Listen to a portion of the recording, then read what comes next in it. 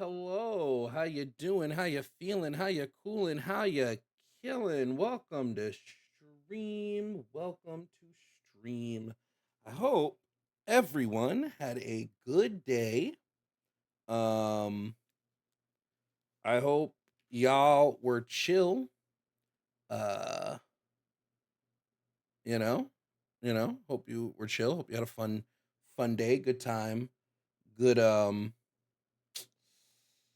good good things. I hope good things happened for you yesterday. If you were able to catch the weekly dump, I hope you enjoyed it. It was a good show, in my opinion, one of our best. If you didn't get to check it, it is live currently on Red Mirror Media's YouTube page. Maybe if Pillow is in chat, he can plop in the link to that in the chat. So hopefully you enjoyed the stream, that stream specifically. We are here to do the debate thing. Just went out and said the N-word. Oh, yeah. Yeah, they do that a lot. TBH. God, my hair is fucking crazy right now. At this point, I just expect the N-word to come out of their mouth. I should tie my hair back, but I don't have a hair tie here, do I? Yes, I do. Sick. Yeah, sub on Twitch, nice. Is the weekly dump behind a paywall? Nope. Should be live right now on the Red Mirror Media YouTube page, free of charge. Tried to watch this morning. It wasn't uploaded until like 10 o'clock. That's when I was able to get it like fully uploaded and posted. Now I want to do this. I want to do this. I want to do this. Wait, that's not what I want. I want this. I want.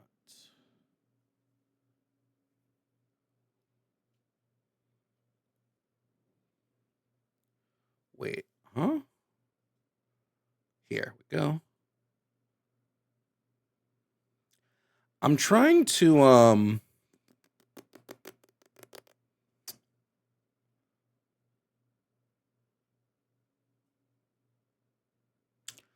I guess I'll use VLC. I'm just trying to figure out how I like the best way to do a playlist on stream. This will probably be the best way to use VLC.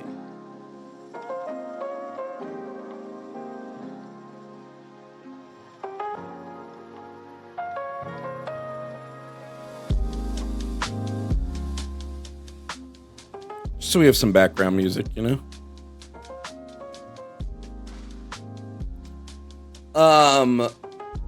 We're gonna get into it today. Hope we get some decent callers. I gotta load up the callers. Who's the president? You don't know who the president is? That's sad. Thank you, Jimmy. As a reminder, we do have the holiday toy drive going on right now. So if you do want to support, Pillow posted the link in the Twitch chat, and hopefully they can post the link in the YouTube chat as well. The holiday toy drive is going on. We are collecting gifts for the children. So if you want to support the toy drive, Amazon wishlist, we do still need a bunch of stuff for like the older kids and things like that. So consider.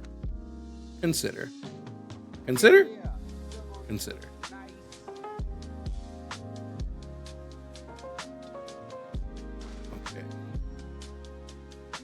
So this is a playlist here. So if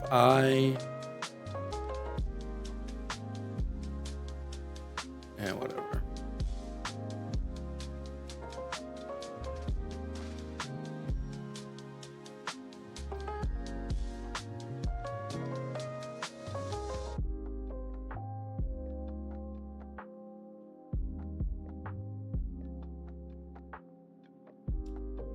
All right, let's get.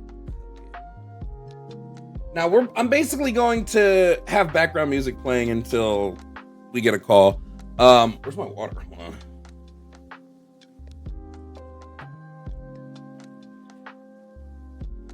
I'm exhausted though, so if I end up cutting it short, nobody get mad at me.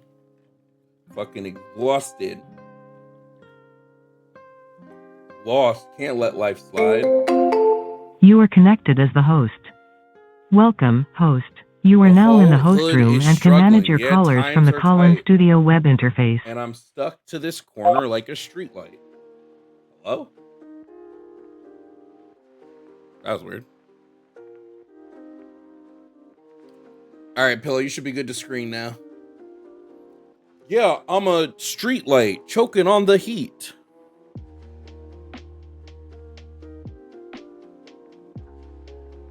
Shout out if anybody knows what that's from. All right, let me read through the topics really quickly so we can be understanding. Topic number 1, MAGA is a fascist movement. I believe the movement of MAGA, and when I say MAGA, like the movement, I mean like Donald Trump and his administration's push to this like Make America Great Again movement. It's a fascist movement. Trump is a terrible president. ICE is anti-American. Why do you still support Trump? Trans men and women are men and women, and pro-choice. Someday I'm gonna add back in, my voice is so tired. One of these days I'm gonna add back in, the abolition of police and prisons. I just don't know when. It's like when I want to talk about that, I guess.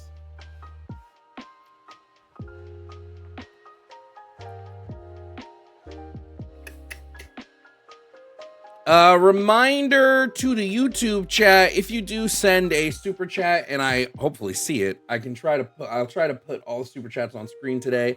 I'll save them all for in between calls. And then we'll communism. I mean, I can add it back to the board. It's just nobody ever wants to talk about it in any interesting way.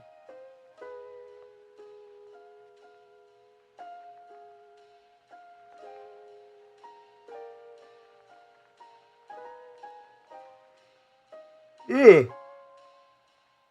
Also, for those of you that are like, Jovan, when's the next office hours? You missed it. It was yesterday. Office hours are going to be done during weekly dump now. That's basically when office hours are. So if you have an office hours question, you got to call during the weekly dump. Other than that, we chilling. All right, let's see how dumb YouTube chat is today. I'm sure it's off the walls with some brilliance. Could you frame it so it makes folks to make it interesting? I mean, I wouldn't know how to do that.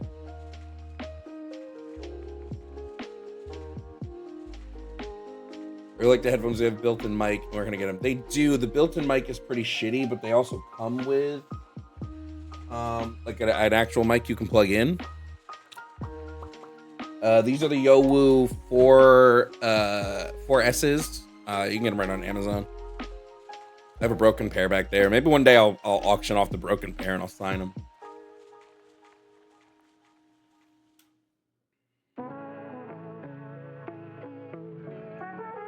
Yeah, that's the problem is I don't find any of the arguments they use against communism to be like worthwhile. Democrats are domestic terrorists and evil. That's the dumbest shit I've ever heard.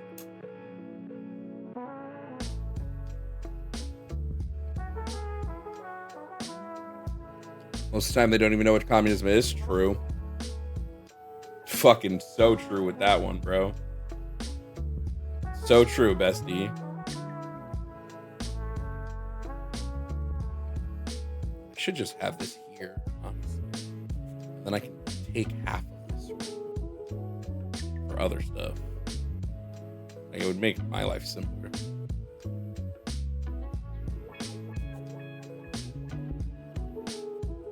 It's when the government controls everything. True. So true, bestie.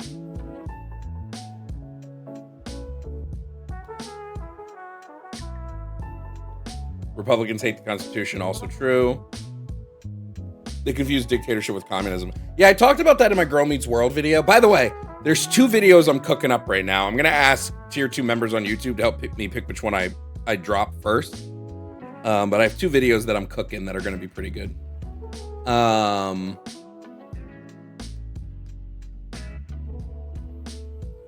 problem is they they've not read enough theory when it comes to communism. They've just read what they've been told through like McCarthy era propaganda.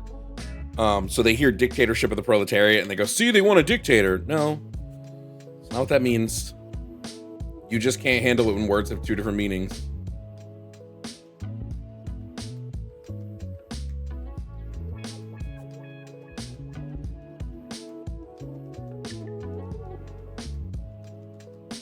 Go live in a communist country. I wish one existed.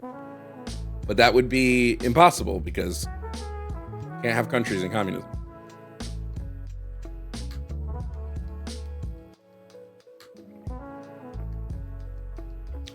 I read Engels and Marx so I could try to debate against communism better and ended up being convinced. That's fucking great. Where's my book? I need to get the rest of my books from the weekly dump set, or just, you know, order copies of them. So I also need to just start fucking taking notes in these things so I can like reference them back pretty easily. Forrest has convinced me to probably buy a Bible, so I don't have to keep using the same website to pull up my Bible sources. I can just like, you know. Also, I don't want to be too quick. I don't know for sure that this is happening, but me and Arden might be starting a project that I'm like really fucking excited about. So, have you dropped Boy Meets World vid yet? The Boy Meets World vid is like a year old at this point. Oh no, the Boy Meets World vid. I was going to do a Boy Meets World video on McCarthyism because they have this really weird Russian spy episode of Boy Meets World that I was going to kind of dive into. But then the problem is that the McCarthyism video then changed because then I started connecting it with Wicked. So after the second Wicked comes out, I'm going to do a video on McCarthyism and how it ties into like the themes of Wicked. It's a whole thing.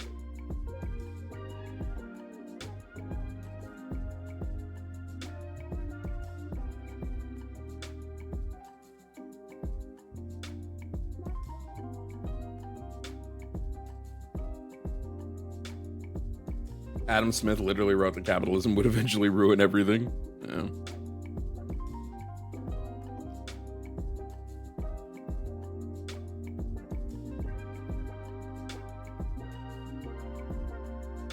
Oh, here it is. Proletarians and communists.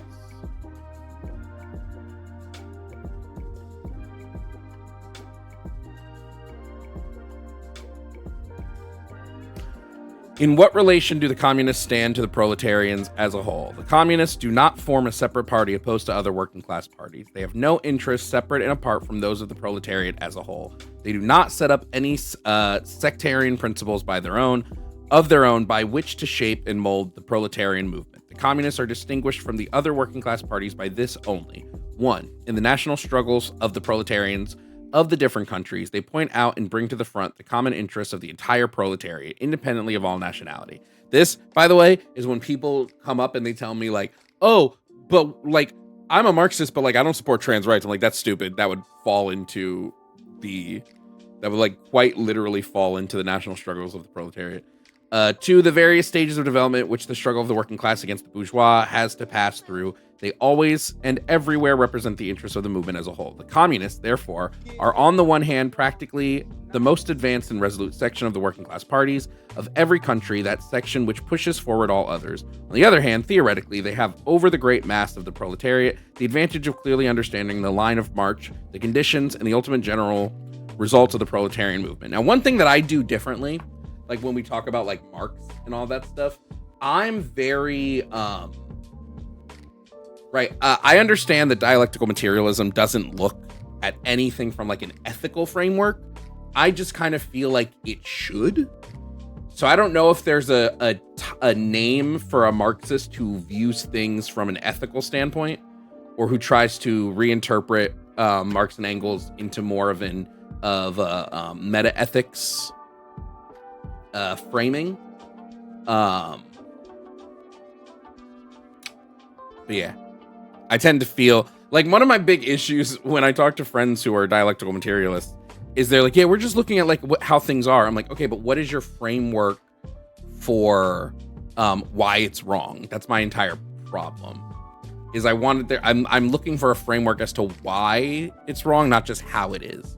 So I think dialectical materialism is really good in looking at just like how the world came to be and how certain things are certain ways. But when it comes to why, when it comes to the ought, dialectical materialism to me is the is. I like to also look at the ought.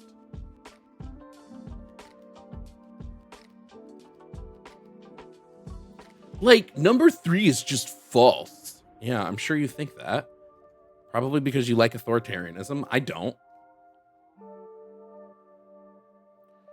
If Trump could release a signed Bible, could we get a Zoran-sponsored Communist Manifesto? I'm not sure that Zoran Mondani is a communist. He's a Demstock.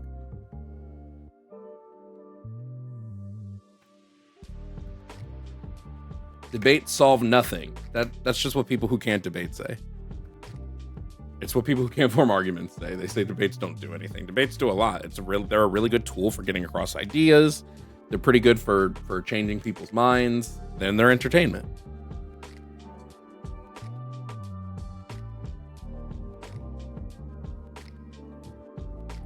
So many baby leftists rely on what feels icky to them and it leads to inability to criticize. Well, yes and no. I mean, the problem is that's just how all of our intuitions are going to boil down anyway. Like I'm very much a proponent of evolutionary intuition.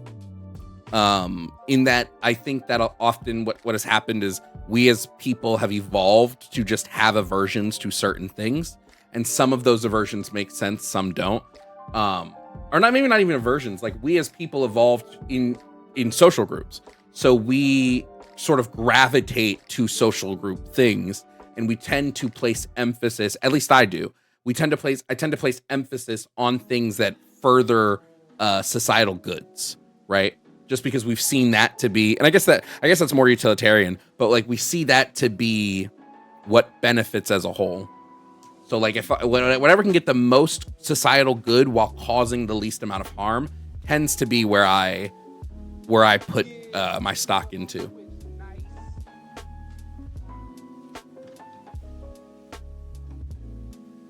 I don't know that Newsom bid. First of all, I know Harris is talking about her 2028 bid. I'm actually wondering if she has campaign funds left over. It would make a lot of sense why she's like pushing to run again if she has a bunch of campaign funds left over. But I think both Newsom and Harris have such an uphill battle. Like Jesus Christ.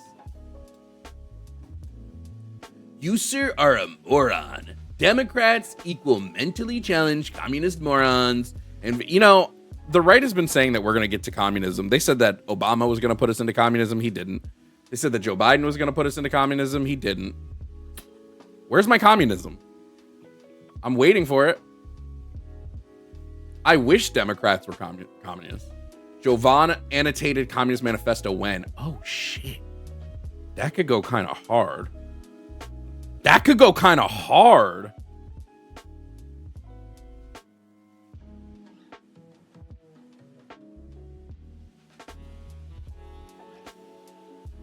That could go hard. Who do you think would be a better selection?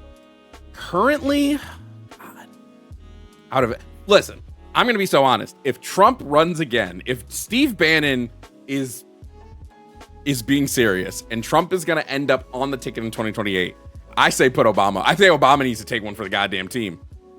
I say Obama's got to take one for the goddamn team. Put himself up there. Me personally, I maybe not even that I think Obama's would be a good president again, because I personally think he's a war criminal, and I disliked some of the stuff he did. I just think it'd be fucking icing on the cake to see Trump lose to Obama. It would fill me. It would fuel my soul.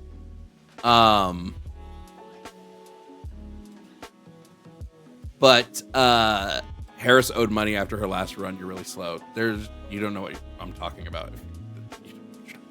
Yeah, I just think it'd be fucking hilarious, dude, to see Obama run again. What would a Jovan annotated Communist Manifesto even look like? The history of all hitherto existing society is the history of class struggles. True. Goddamn. So true.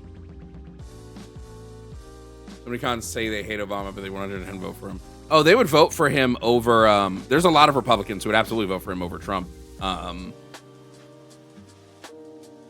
I think Harris has a very hard uphill battle. I think Newsom has a really fucking hard uphill battle. My issue is the next president has to be the next Democrat that gets elected really needs to put a fucking line in the sand. Okay, they really need to put a line in the sand about fucking Israel. Like they really need to. Personally. Wait, what? Wait, what?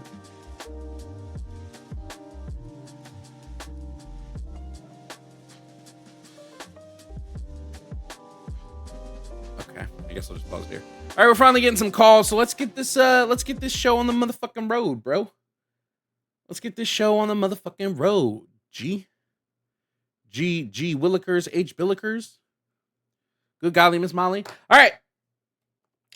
First up, coming into the stream, we have Steve. Now, Steve thinks MAGA does not tend to revolve around Trump and thinks that I will quickly lose a debate if we talk about policy. I think that's hilarious, and we're going to find out why Steve believes this. Now, Steve, welcome to the show. If you can hear me, can you please provide me your age and your pronouns? I'm not providing pronouns. Oh, there's okay, only bye.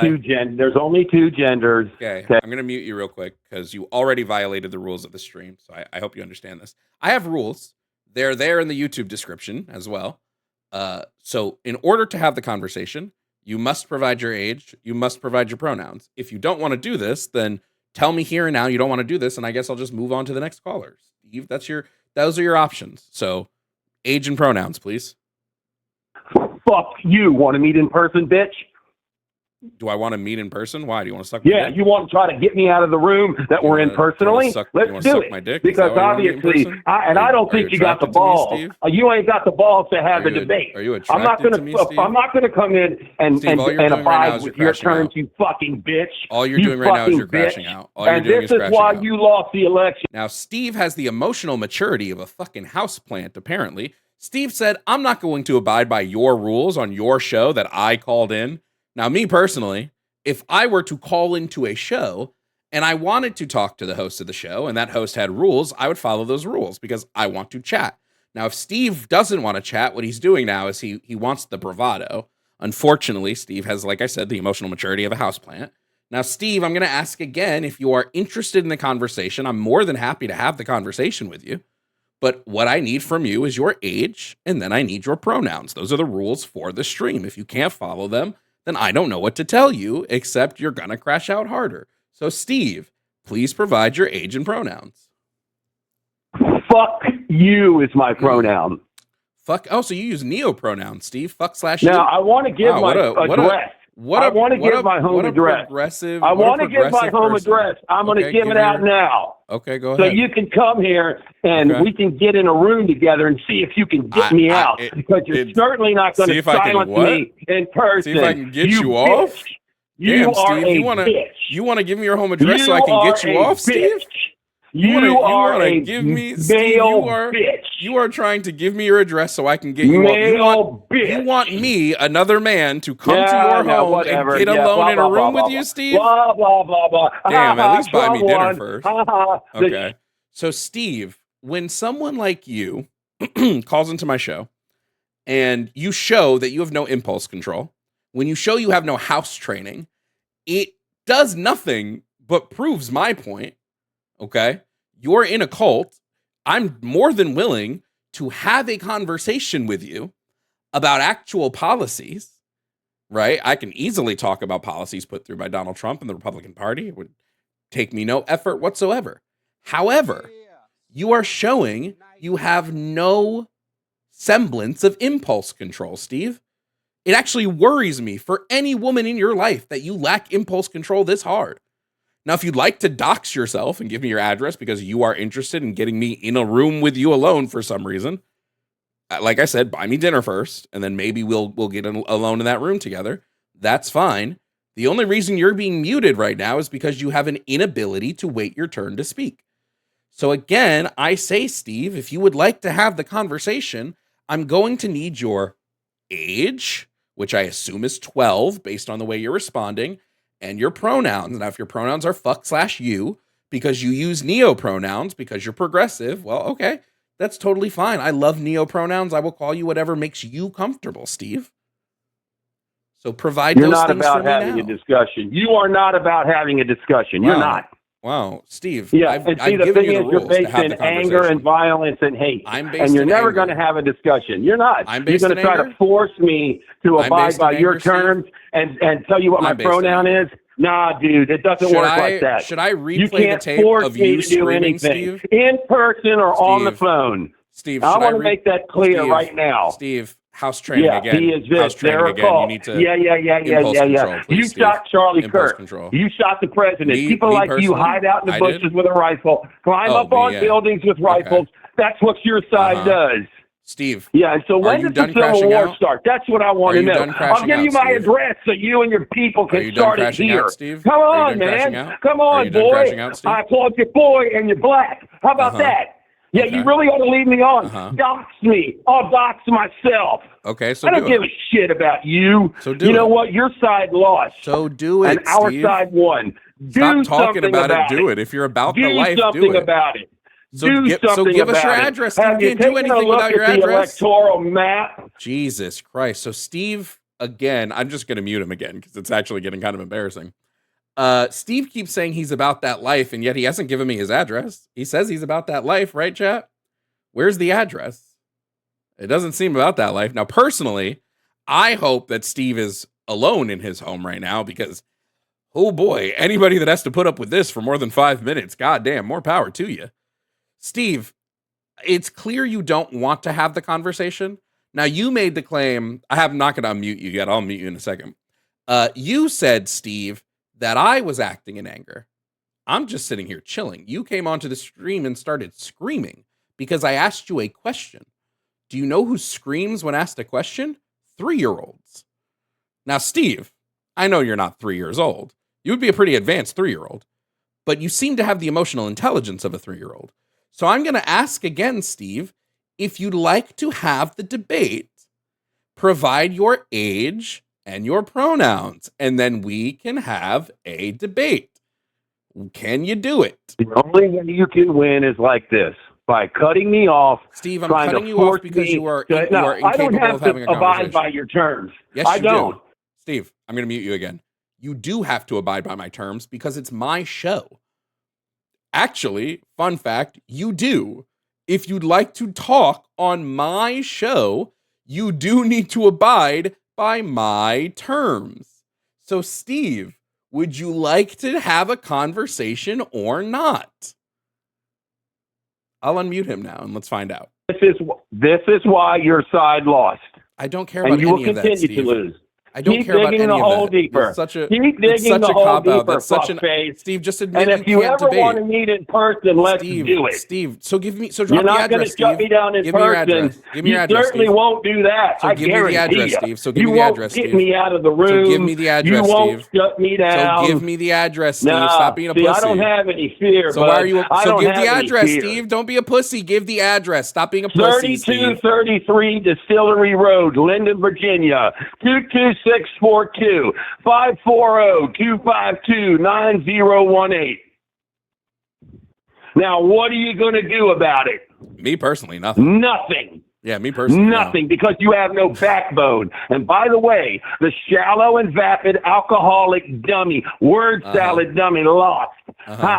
We lost in a match. I know damn well this motherfucker's not talking about alcoholism like he didn't just shotgun 3 cans of fucking Miller Lite before this phone call. Oh, man, Steve. Man. He doesn't just live on Distillery Road. He lives in the distillery. Steve is downing all the Jack Daniels before he gets on the conversations with people. Steve, you don't want to have a debate. If you did, you would have followed the rules and we could have been in a debate by now. Instead, you doxed yourself, which is some level of stupidity online, because I have no control now. What happens? You gave your address out to hundreds of people. I can't do shit for you at this point. And I'm not gonna bleep that out because you wanted to give it, so that's on you. It seems, Steve, that you don't want to have the conversation. If you wanted to have the conversation, you would give your age and pronouns. It's so simple. I'll unmute him now and see what he has to say. You're constantly cutting me off. I'm not going to abide by your terms. I'll give you my address. No, you're not going to abide by the terms. That's all you need to say. So there's no reason to have a conversation. You can't abide by the terms. Steve, I guess it's been real. I guess it's been fun, but it's definitely not been real fun. Since you don't want to actually have a conversation, I'm going to move on to somebody that does. Steve, have the day you deserve, I guess. But it's not going to be the day here. Goodbye, Steve. That was Steve, everybody. Somebody with the emotional maturity of a houseplant.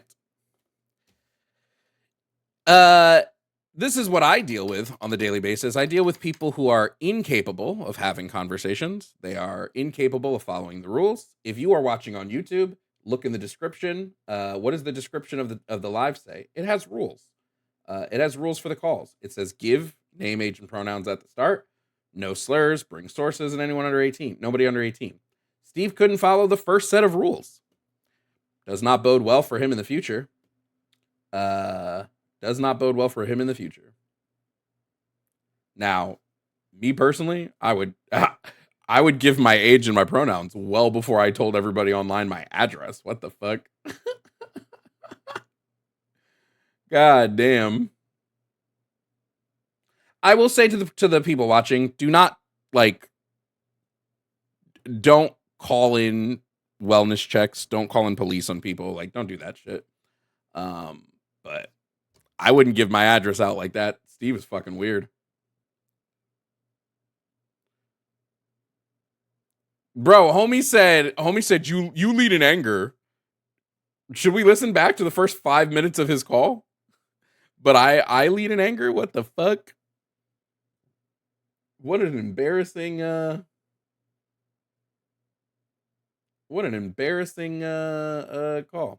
Anyway, we're going to bring up the next person. Next up to the show is Douglas. Now, Douglas thinks that ICE is just doing their job and wants to talk about how ICE is needed. Douglas, can I get your age and pronouns, please? Yep, I am 26 years old, and my pronouns are USA. Okay, you use neopronouns. That's so interesting. I didn't know you were that progressive. Are you also a member of the LGBTQ? Most of the time, they're the ones that use neopronouns. No. No, but you use neopronouns. I'm using. Well, I can use whatever pronouns that I want. So yeah. Hold on. First of all, you're really muffled. If you're on speaker, or using headphones, I would get off of those.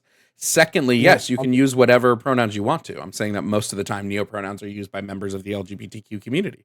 You use neopronouns, so I just assume you're a member of the LGBTQ community because of your neopronouns. Because you use neopronouns. You shouldn't assume. Okay, again, nobody can hear you. Speak into the mic or unmuffle the mic. Secondly, because you use neopronouns. So I'm putting two and two together. If neopronouns are typically used by the LGBTQ community and you do use neopronouns, I would assume you're a member of that community. I'm not a part of that community and I'm not muffled. I can hear you just fine. You're very okay. I know you can hear me. Okay. But if you can, I know. Hold on. I know that you can hear me. Okay. I'm saying you're muffled, which means I can't hear you very well. That's how that would work. Not very well or not at all? Not very well. It makes it difficult to hear. You're quiet and you're muffled. So if you are using headphones, I would get off of those. If your microphone is covered with your hand or another piece of something, I would get off of that. A little bit better? It sounds the exact same. Okay. Can you turn my volume up on the cat? So you are at 100% on my end. Okay. Let me see if this is any better. Is this any better? Sounds the exact same. Okay. Well, I'm not using headphones. I'm not using anything like that. I have an older phone. I'm talking exactly as close as possible to the said speaker, microphone, whatever. That's on my phone. Okay, That's well, not- I guess I'll just have to ask you to repeat yourself a bunch because, like I That's said, really- it's a bit hard to hear you. Anyway, Douglas, you think ICE is just doing their job, and what job is that specifically? I think deporting illegal aliens in our country for one. They also go after sex traffickers and drug smugglers. They also go after drug runners. Yeah, a lot of people misconstrued ICE's agenda for only having to go after illegal aliens. That's not their only role. That's not the only thing that they do. That's the only thing that the media is concerned with right now because that's what they're doing in mass. Okay, so you're saying here that ICE is primarily targeting drug traffickers and sex traffickers. That is one of their functions, but that is not their primary function. Okay, so I'm asking what they are, because what you said is that to this calling screener, you said ICE is mainly for sex and drug trafficking. So is no, ICE? I didn't say that they were mainly for that. I said that I told the previous person who I was talking to, who was your call person or whatever, I told them that is one of their functions, not just deporting illegal aliens. Okay, so ICE's function is to just mass deport illegal immigrants in the country, and you think this is a good, I don't call humans aliens, but you think this is a good thing, correct? Aliens is a terminology. It doesn't. I know it's the legal term. I just don't use the legal term. I think it's dehumanizing, so I don't care to use it. So you think that ICE like mass deporting undocumented migrants, you think this is a good thing? I do. I think that anyone who breaks the law deserves the consequences that come with breaking the law. Okay, and the consequences for coming here illegally are going to be deportation. Yes, and there is and actually on the ICE website, they actually give you, if you are here illegally, they have a little document that you can sign. They will pay you $10,000 to send you back to your country of origin, and you will be allowed to return. Douglas, I just want to touch on something you said. You said everyone who commits a crime should face repercussions and punishment for said crime. Is that correct? Correct. Okay. But you voted for somebody who did not face repercussions for crimes they committed. I didn't know that civil offenses carried criminal punishments. Donald Trump committed felonies. Those aren't civil offenses. Then why when you look him up in the national database for felons, his name doesn't come up? Do you think that means he isn't a felon because his name doesn't come up when you look through the national registry of felons? Was he convicted of a felony in a criminal court? Yes or no? He was found liable. Nope. He was convicted of 34 counts, felony fraud counts in New York. Convicted. He was found guilty. He was not found civilly liable. He was found guilty of a criminal charge. 34 of them. Okay. So why we were talking about that? You thought what? I thought we were talking about ICE. Now we're on Donald Trump. Well, no, because you made a statement that anyone who commits a crime should be held responsible for this.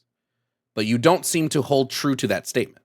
It seems like the only people that you think should be held responsible for their crimes are people who are immigrants. There are multiple Democrats who have committed crimes, and they're not in prison either. Yep, I think they should be. Well, when it is clear across the entire board, then we can start pointing fingers at different people. Okay, hold on. Okay. First of all, I'm not pointing fingers at people. This is a statement you made, right? You made the statement. If you're willing to, if you want to walk back that statement now, you can, but you made the statement, Douglas, not me. You said anyone who commits a crime should be held responsible. Now it's anyone who commits a crime should be held responsible as long as the other side is also held responsible. So now you've changed. So now you've shifted the goalpost. It's the same. No, it's not. Because you don't think Donald Trump should be held responsible for the crimes he committed. Okay, and what do those charges carry as far as time in prison? Do you know? Felony fraud counts? Yeah, do you know? Upwards of, I think it's upwards of 5 years per count. Per count, okay. And can they be ran as a continuance? Well, he's Meaning not. You tie all the charges. Listen, you tie all the charges together. Continuance means. And you get one sentence, not individual. He didn't get any sentences because he's president. No. I'm asking you a question. Did you know that they can run it like that? Wait, yes, I know what a continuance is. My question to you is, did he face any sort of consequences or repercussions for his crime? Was he held responsible in any way? The answer is no. You said everyone who commits a crime should face punishment for that crime. Now you're changing the goalpost again. Should Donald Trump face punishment for his felonies? Yes or no? Yes. Then why did you vote for him? I didn't. I didn't vote at all. You didn't vote at all? I did not vote at all. I'm a convicted felon. I can't vote. Okay. If you could vote, would you have voted for him? No, I don't like his character. I like him as a president. I don't like him as a person. I like him as a president. Okay, great. Do you support him currently? I really don't. I don't get the point of the question. The point of the question is because you've made a claim here today that anyone who commits a crime should face repercussions for that crime. You don't hold this to be true. I don't know why you said it, because it's very clearly not true. You don't really give a shit about Donald Trump's repercussions for his crimes. You don't really care about that. All you seem to care about is that undocumented immigrants be punished for crimes they commit. Okay. Now we can talk. Do they not deserve to get deported? No, I don't believe they deserve to be deported. No. Why not? They committed a crime. Okay, and should they not face repercussions for committing a crime? I don't think all crimes you should face repercussions for. Well, that's kind of backwards thinking. Is it? Let me ask you a question. Let's test that logic really quickly. At one point, it was illegal to free a slave. If I freed a slave, do you think I should have faced punishment for that? Is slavery legal in the United States? Currently, yes, as long as you're being punished for a crime. But that's not my question. My question was, at one point, slavery was legal. At one point in time, slavery was legal, and it was illegal to free slaves. So my question for you is, if you believe all crimes should be punished, I don't. I believe it is subjective, and it was going to be a case-by-case basis depending on the crime committed. You believe all crimes should be punished. So you think if I got caught freeing the slaves, I should be punished for that, correct? In whatever is deemed by the judge at hand, yes. Whatever the verdict is, whatever the judge or the district attorney. So you think it was wrong? You think the Underground Railroad was wrong? I'm unfamiliar with the Underground Railroad. You're a 26-year-old adult who doesn't know what the Underground Railroad was. I gave a random age. They said I did not have to give my real name nor my real age. Okay. So you are an adult over the age of 18, I presume. You presume correct. Okay. And the school system failed you so badly that you don't know what the Underground Railroad is. That's another reason why we need to redo the education system. Why we need to redo, so you like introducing things like critical race theory that would teach Underground Railroad. I don't think critical, well, if we're going to go that direction, then we also need to include Andrew Johnson. Why? Because Andrew Johnson was the first legal slave owner in America. Incorrect. And he was black. Incorrect. Andrew Johnson was not the first legal slave owner. He was a slave owner. He was not the first. Okay, so this would be you using like Facebook knowledge. Okay. In fact, the reason Andrew Johnson was even able to own slaves is because he used precedent of somebody who had already owned slaves, who turned a indentured servitude contract into a slave contract. So like, I know you don't know these things, and that's because the school system failed you. But what you did is you saw on Facebook, and you said, okay, this seems like a thing. Andrew Johnson was not the first legal slave owner in the United States. Sorry to break that to you. Okay, maybe he wasn't the first legal slave owner, but he Sure was wasn't. a slave owner, and he was previously a slave. Okay, what's your point? Let's see. Does it matter that do we need to teach kids who every single slave owner was? Well, we should teach them that it wasn't just white people. Can't hear a word you're saying. Can't hear a word you're saying. I said that we should teach our kids that it's not just white people who are slave owners. No, it was the majority of people who were slave owners were white. Like 99.9% of slave owners were white. Like 99.9%.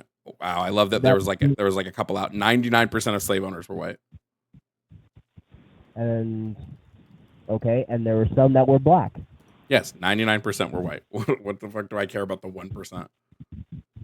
Well, you should care, because if you're going to push for reparations, per se, you have to be able to prove that those ancestors that are the current generation that's going to receive reparations weren't actually in the heritage of those that were slave owners and were black. What does this have to do with anything we've been talking about? I don't know. We've kind of gotten off topic since you pointed out Donald Trump's felonies and stuff. Yeah, like that. because you were inconsistent. Sure, let's go back to ICE. Let's go back to ICE. Sure, I love that. You're okay with ICE violating people's Fourth Amendment constitutional right, correct? In what context? In the context that you have right to legal representation, and they hold people incommunicado, where they hold on. You have right to legal counsel, and they hold people and refuse to let them speak to their lawyers. This would be a violation of the Fourth Amendment. You're okay with them doing this? If you're a legal citizen in this country and not an illegal alien, I know you don't like the word. Here's your error here. The Supreme Court has already affirmed that the Fourth Amendment right is for both citizens and non-citizens, whether you're here illegally or not. You have a Fourth Amendment right. So I'm going to ask the question again, and maybe you can answer it this time. Are you okay with ICE violating people's Fourth Amendment constitutional right? Yes or no? I'm okay with them violating the rights of illegal aliens. Yes. You're okay. Okay, so you are okay with rights violations. I'm okay. I will repeat it again. I am okay with them violating this so-called rights of not so-called rights. They are legally binding rights. Why is it okay to violate a person's rights, whether they're here legally or not? Because they're not here legally. They're not citizens. It doesn't matter. Non-citizens have rights. Clearly so you're not. why?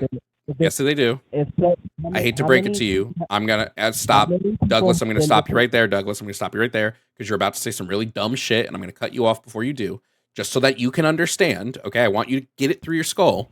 Non-residents, illegal citizens, illegal immigrants, undocumented immigrants, whatever you want to call these people, they have rights. They have rights listed upon by the Constitution and reaffirmed by the Supreme Court numerous times. There's a reason why a lot of these... Stop talking, Douglas. I'm going to stop you from saying dumb shit. Just listen for a second. Despite what you believe and what you think and what you feel, because you operate off of feelings, I don't. They have legal rights in the United States. And you've told me it's okay to violate those legal rights that are legally written down on paper, affirmed by the Supreme Court, listed in our Constitution. There's a reason why the Constitution says over and over again, persons, not citizens. So you think it is okay to violate a person's rights. You think it's okay for ICE to break the law because they're breaking the law against a group of people you are okay with them hurting. Give me 1 second and let me look up the Fourth. No one can hear you.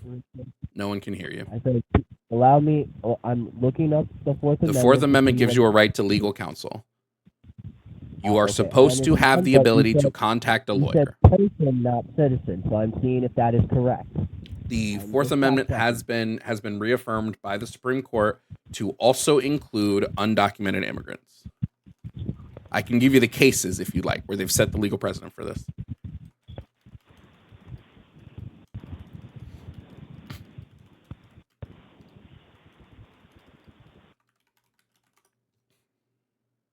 Would you like the legal precedent? It does not say person. Hold on. Before you jump at me, it says citizens and non-citizens. It doesn't say persons. What would an undocumented immigrant be? It would be a non-citizen. Okay, so that means they still have that right? Clearly they do. Okay, great. So are you okay with ICE doing stuff that's illegal? Yes. Because you said anyone who breaks the law and commits a crime should be held responsible for that. ICE, by refusing... No, stop. You made the claim that anyone who violates the law, okay, should be what was the word we were looking at? They should be held responsible for that. ICE is violating the law because breaking someone's constitutionally given rights is a legal violation. So how do we hold ICE responsible for breaking the law? I don't know. You tell me. You're the one who thinks we should hold these people responsible. How should we hold them responsible? I don't know. You tell. I just said I do not know. You tell me. You don't know. So you seem smarter, so you should know. Well, I'm definitely smarter. We can't hear you again because your phone is muffled. Now, just reaffirming. I just want to reaffirm. You agree with me. ICE is breaking the law. You're okay with them breaking the law. Well, there's nothing that we can do about it. So okay, so it's okay to break. It's okay for the federal government to break a law because there's nothing we can do about them breaking the law. What are we going to do if they break the law? Well, right now, there's not much because Donald Trump ignores the Constitution in the Supreme Court. So he doesn't really give a shit. So you're just going, well, it's okay. We have an authoritarian rule over us. I guess we can't do anything about it. But you said you support ICE. You said we support ICE. You said we need ICE. We do. We need a law enforcement agency run by the federal government that violates the Constitution. Clearly. Why? Well, again, ICE is... We're focusing on deportation, but that's not the only role of ICE. So the deportations... They also go after sex traffickers. Except they don't, because only 7% of people arrested by ICE have any criminal charges. So ICE really isn't handling sex traffickers very well. Illegally, that's a crime. They don't have criminal charges. Just because you're here illegally doesn't mean you have any criminal charges levied against you. Please learn how the law works. Secondly, Douglas, I said don't have criminal charges levied against them. Okay? Thank you. That is a criminal offense. Illegal border They don't have criminal charges. Just like if I go to Walmart and I steal a TV and I never get caught for it, I don't have any criminal charges levied against me, right? Thank you. Secondly, Douglas, I'm going to keep talking, Douglas. I'm going to keep talking. My second question to you is, how many rights violations is okay? At what point do you go, hey, this seems like the Gestapo. This seems kind of Nazi-esque that we're just allowing this police force to just consistently violate the rights. How did the Gestapo did the Gestapo illegally arrest people? Gestapo? Was that in America? Nope. That's embarrassing. Okay, so then what does that have to do with America? I'm making a comparison. Do you know how comparisons work? You take two things and then you compare and contrast them. Can you make a comparison that is in the United States so it's easier for me to do? I don't do world history. You don't know anything about World War II? I know some. A little bit. You don't know who the Gestapo were? Nope. You don't know who the SS were? SS? Douglas, you don't have enough knowledge on the legal system or history to have these conversations that you're having. You're operating entirely off of feelings. In another country? No, because you're operating entirely off your feelings. You feel ICE is good. You feel that illegal immigrants should have their rights violated.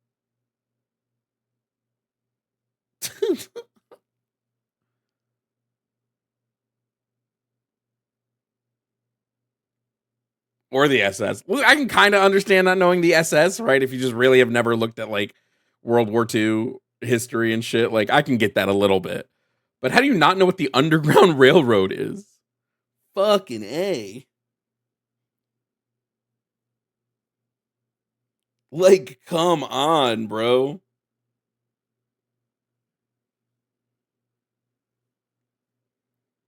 I learned about that shit in fifth grade, I think, if I'm remembering correctly. When they fucking started talking to us about slavery. I did a whole I've talked about this story before, but when I was in fifth grade, we did this thing called Nature's Classroom. So Nature's Classroom, and I'll give this little story before we move on to the next call, to give the screener time to answer some calls and to get people through.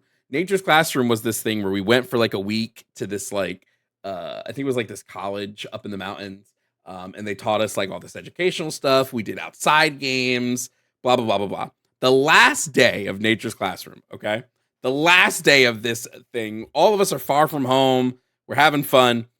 The last day, the like people running the thing goes, okay, we're gonna play a game tonight. It's a really fun game. It's gonna be amazing, you guys. And I'm like, okay, what is this game? This sounds great. And they're like, this game is called Underground Railroad. And I said, I said, okay, what? How does one play Underground Railroad? And they said, what's gonna happen is all of you fifth grade kids are gonna pretend to be runaway slaves. And I said, we're gonna pretend to be what? Yeah, you're gonna pretend to be runaway slaves. And I said, okay. All right. How does this game work? And they said, we're gonna split you into groups. We're gonna split you into groups. 2 groups, or 2, 3, 4, 5, however many groups. And you're gonna have one counsel, teacher, or parent, because they were like chaperones, is gonna be with you in your group. And what they're gonna do is you're gonna walk with them through the woods in the evening. Like the sun is setting. Like this game went until dark.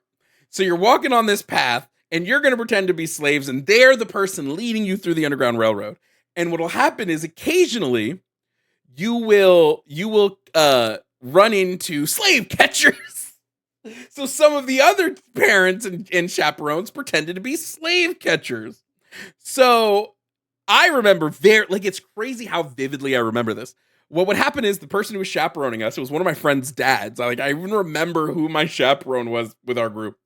They would have a code phrase. So if they got to a point where there would be a slave catcher, they would go, I remember specifically the code phrase. He would be like, oh, it's getting kind of dark out here. And so we, as the slaves, had to get down on the ground, lay on our stomachs, and cover our eyes with like our arms. We had to lay like this on the ground, face first on the ground. And if the person being the slave catcher caught you looking, like if they saw your eyes, they would catch you. They would pull you out of the group, and you are now a caught slave. You got caught. So what would happen is eventually when the next group came in, they would just put you with that group. And so we walk through this trail until we get to the last part of the game, which is this giant field. So if you make it to this giant field, here you are. And then we're all standing there and they're like, okay, kids, at the end of this field is where we're going to do our like campfire games and stories and whatnot for the night. That's the north. You have to run as fast as you can across this field to get to the north. And so mind you, I grew up in a school that had a lot of black kids. So there's just a bunch of black kids pretending to be slaves, running at full speed across this field to get to the north. And I gotta tell you, as an adult, I realize that I'm like, shit, I'm kind of traumatized by this. How do I remember this so vividly? I remember feeling scared out of my mind when one of the teachers was pretending to be a slave catcher trying to like catch us. And it's crazy. You can look it up. If you look up Nature's Classroom Underground Railroad, they don't do it anymore. There are news articles, like there's like articles written about it. Back in 2013, 12-year-old's assignment on field trip, act like a slave. Underground Railroad simulation leaves former students frightened years later. Like, there's so many people who remember this shit happening, yo. I remember almost nothing else about this trip. That's how ingrained this part is. I remember almost nothing else about this week-long vacation, except that we had to leave on the first night because a substitute teacher at our school died of mono. So they brought us all back the first night to like make sure none of the kids had mono. So I remember that, but I remember literally nothing else. But I vividly remember like the 2-hour-long slave catching game. Crazy as shit. Yeah, that's my interlude story for chat. Taylor, thank you for the Venmo. Can you play the birthday song for you? Yeah, let's hit you with a birthday song for Taylor. Happy birthday. You could be a birthday baddie too. A very happy baddie birthday to you. Remember, if you want to support the stream, Cash App and Venmo are on the screen. Thank you to the people that have super chatted. I will pull those super chats so that I can read them all at the end of show. So if you want me to pull your message, so your message can get read at the end of the show, send a super chat.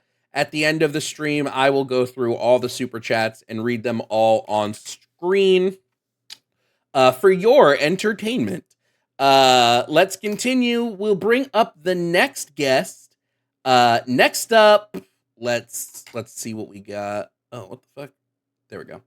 Next up, coming on to the show, we have Chris. Now, Chris, oh, actually, hold on. Chris, I don't want to have that conversation today, because we don't disagree. So I'm going to save the box for people that disagree. Fucking what? There's no way. There's no way this is a real fucking call. Yeah, sorry, Chris. I'm sorry you waited so long, but I just... Yeah. There's no way this is going to be a real fucking call, guys. There's no fucking way. Rob wants to talk about why the N-word is not bad. Rob, Rob hung up. Rob, you didn't want to talk. You said you were white and used the N-word and wanted to talk about why the N-word's not bad. Rob, where'd you go? Okay, guess we're not gonna talk to Rob about the N-word being bad. Okay. Okay, we'll move on to... We'll bring up Alex. Alex is pro-ICE. Alex, welcome to the show. Can you please provide me your age and pronouns? 38, he, him. Okay, Alex, 38, he, him, and you are pro-ICE, Alex. Tell me why you're pro-ICE. Well, it's, in order to have a nation, you have to have borders, and you have to have enforcement of laws that keep citizens and non-citizens. Okay, so I agree with you. In order to have a nation, you need borders. In order to have those borders secure, you need some type of enforcement. But my question is, why do you support ICE specifically? I assume you support ICE in what they are currently doing, which is the ramp up of deportations and raids and things like that. My question is more, why do you support that specifically? Okay, yeah. I don't mean to quibble. It was a little ambiguous, but I know you can't really put it all in there. But yes, I do support it because it's sending a message to the world that it's like a free-for-all here. And if you make it here and you cross the border and disappear into the general population, then you're going to be okay.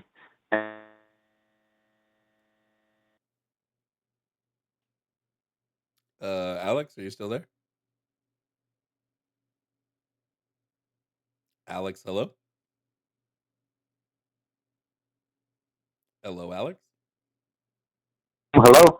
Oh, yep, we lost you a little bit there. Can you repeat the last thing you were Can saying?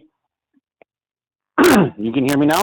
Yes, you're very loud. If you could take a step back from the microphone a little bit, you're peaking on the stream. Okay.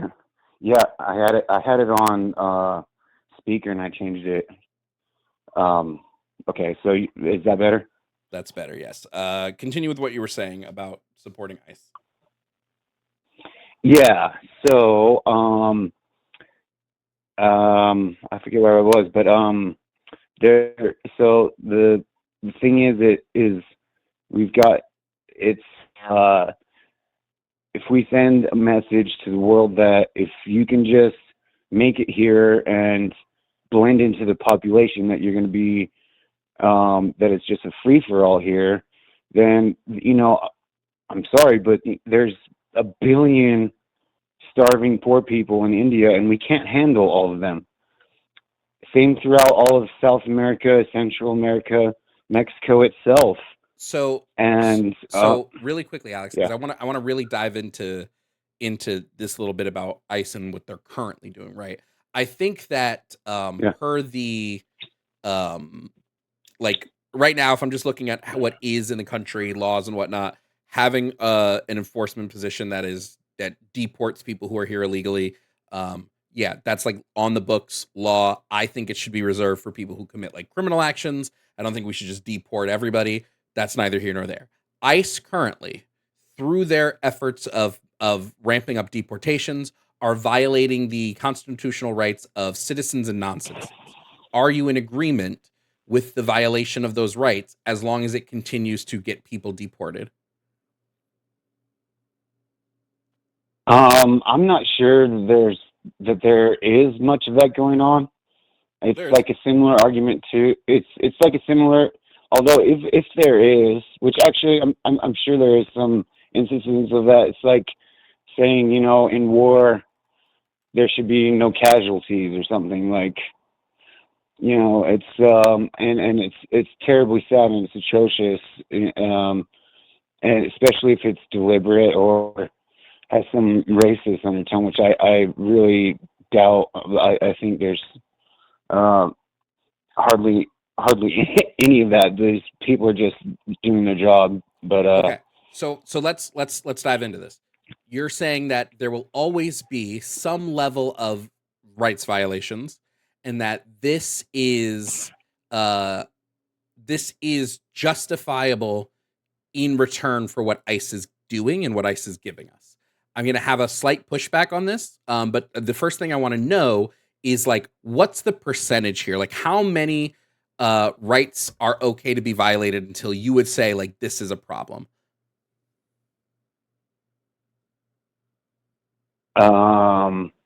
Well, like I said with the war metaphor, it's always a problem, but it comes with the territory. So let's take a war, for example. How many civilian casualties are okay in a war before you go, hey, maybe we shouldn't be doing this? Because I don't think all civilian casualties are justified in war. I think there's tons of unjustified civilian casualties where I would go, this was not okay. You are in the wrong, whether wartime or not, for committing these atrocities. Yeah, I'm pretty sure anybody with a head on their shoulders can agree with that. Yeah. Yeah. So, for instance, the ACLU has put out reports that ICE detention facilities are committing human rights violations and abuse violations inside of the facilities. Physicians for Human Rights have put out documents talking about how ICE is violating their own policies, especially in ways of like solitary confinement. We have issues of people not being able to contact legal representation. Lawyers have come out and been like, we can't even find our clients. We don't know where our clients are. This would be Well, you know what? You know what they suffered. You know what they suffered on the journey here was rape, human trafficking, child molestation, abduction, murder, abuse, just on the road to get here, and that's just from that's just from Central America, and I seriously doubt it has. There may be some problems, but it's nothing compared to what we're promoting So in it's the in so the just in so the that I'm Darien Gap, for example. so that I'm understanding here really quickly. You're saying it's okay that they're experiencing this because they've experienced worse. So this is justified because it's not the worst thing that they might have experienced. No, I'm not saying it's okay. I'm Okay. not saying it's okay. You're saying it's justified. I'm saying that, well, I wouldn't say justified either, but it's, I think it's probably overblown in the media, and I think, people are giving, we pay extraordinary amounts to take care of these people, and I think they're probably being taken care of pretty well, and it's nothing like, if we can kind of pivot too, if that's all right, because you're talking with the last caller about how he didn't know what the SS was and stuff. It's not like a concentration camp. It's So I agree. I wouldn't. Well, in some instances, really? I would very much connect some of the treatment of immigrants to especially America's use of concentration camps, like internment camps for the Japanese. Like if I'm looking at CCOT, which is a prison where where undocumented immigrants are sent under the behest of the U.S. government, I would say CCOT is absolutely comparable to concentration camps, both in Germany and in, like I said, the U.S. We've done concentration camps before. It's not like anything new to us. And typically the U.S. will outsource these things. I mean, look at the way we've outsourced political prisons. But like I said, my more question here is like, when does that shift? You've agreed with me that there is probably a shift in war where we go, okay, there's been too many civilian casualties. This is wrong. So when's that shift of rights violations through ICE? When does that shift hit where we go, okay, there's something fundamentally broken here when it comes to ICE and the way they are operating outside of the bounds of the Constitution.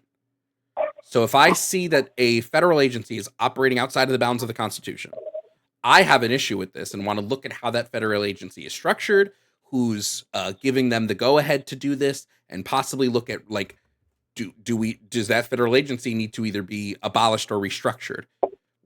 Do you have that same tipping point or no? I think there needs to be like constant review and reform. The problem is, if you give everybody a quote unquote fair trial and there's millions, that would take a century, and it would take more manpower than we have. And people are saying things like, all cops are bastards and shit like that. And so people are getting this mind virus where they don't want to participate in the legal system, and it's okay and when it's really absolutely necessary. So Alex, this is what's confusing me. Everybody in the United States, citizen or not, has a right to due process. That is the Fifth Amendment, your Fifth Amendment constitutional right. The Supreme Court has affirmed numerous times that the right to due process is not just for U.S. citizens; it's for any person who's set foot on U.S. soil. You have a right to due process under the law. What it sounds like you're saying is that, well, it would take too long to give all of these people due process, so we can just ignore that amendment. I think it's basically, yeah, it's like an extenuating circumstance. It's not like so it's okay to violate the Constitution as long as it's an extenuating circumstance. Then we can violate the Constitution. Well, I mean, I don't know if you've got to go through the judiciary. Probably that would have been a good idea, but I think maybe the executive branch kind of has a power to make. There's some Latin temporary. Okay. So let's run through a hypothetical scenario here. Let's say somebody in the federal government just gets pissed at you for whatever reason. You sleep with their wife or something. Who knows? Who cares? The reason doesn't important. And they go, well, I think Alex is an undocumented citizen, or an undocumented migrant. So I'm going to take Alex. I'm going to send ICE to Alex's door. I'm going to arrest Alex, and I'm going to ship Alex to CCOT. Okay? How do you prove that you're a citizen if they don't allow you due process? I mean, there's a complete record of me being here legally. Doesn't matter. They don't let you show it because they didn't give you due process. They don't give you time to sit in front of a judge. They don't give you the ability to talk to a lawyer. They don't care because it's okay to violate. I don't think that's true. I don't think that's true. Hold on. You've set the wait. No, it is. We have direct evidence of them violating people's. So, for instance, we can take Kilmar Abrego Garcia. Right? He had an order of a withholding, an order of non-removal to El Salvador specifically. He was not allowed to be shipped from this country to El Salvador because he went through the proper immigration channels. He got approved by a judge to be here. He had been meeting with the Department of Homeland Security every year to recertify his ability to work in this country. Donald Trump's administration, headed by Christine, sounds like due process. Him. Hold on. They deported him to El Salvador without giving him due process.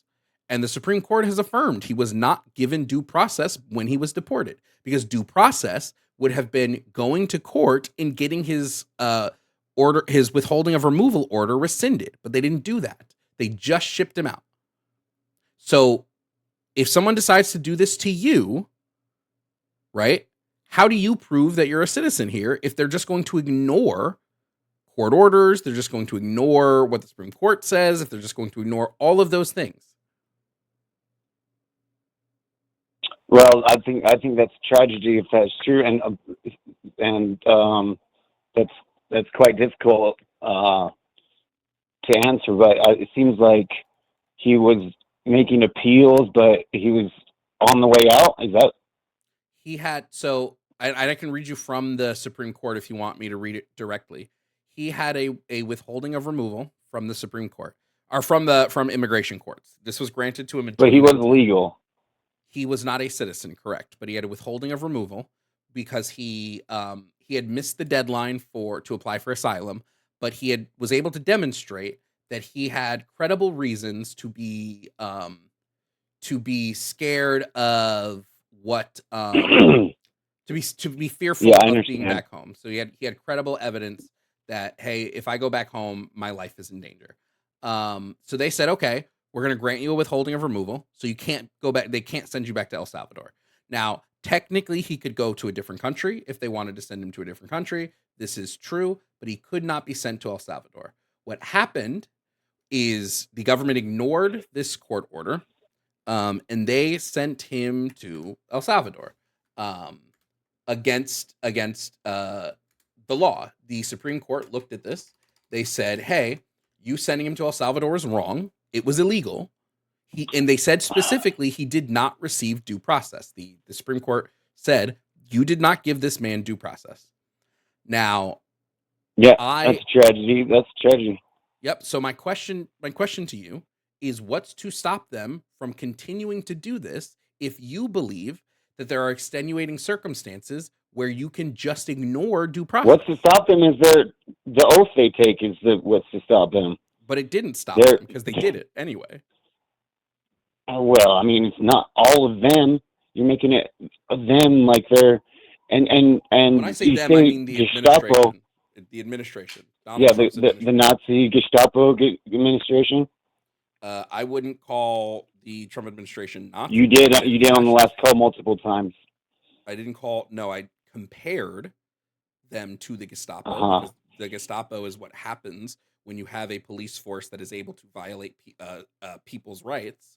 You will get a police force. Have you seen the mass graves where? Have you seen pictures of mass graves of Jews where they just pour lye on them and fucking bury them? I don't know what that has to do with what we're talking about currently. Nazism and the Gestapo specifically.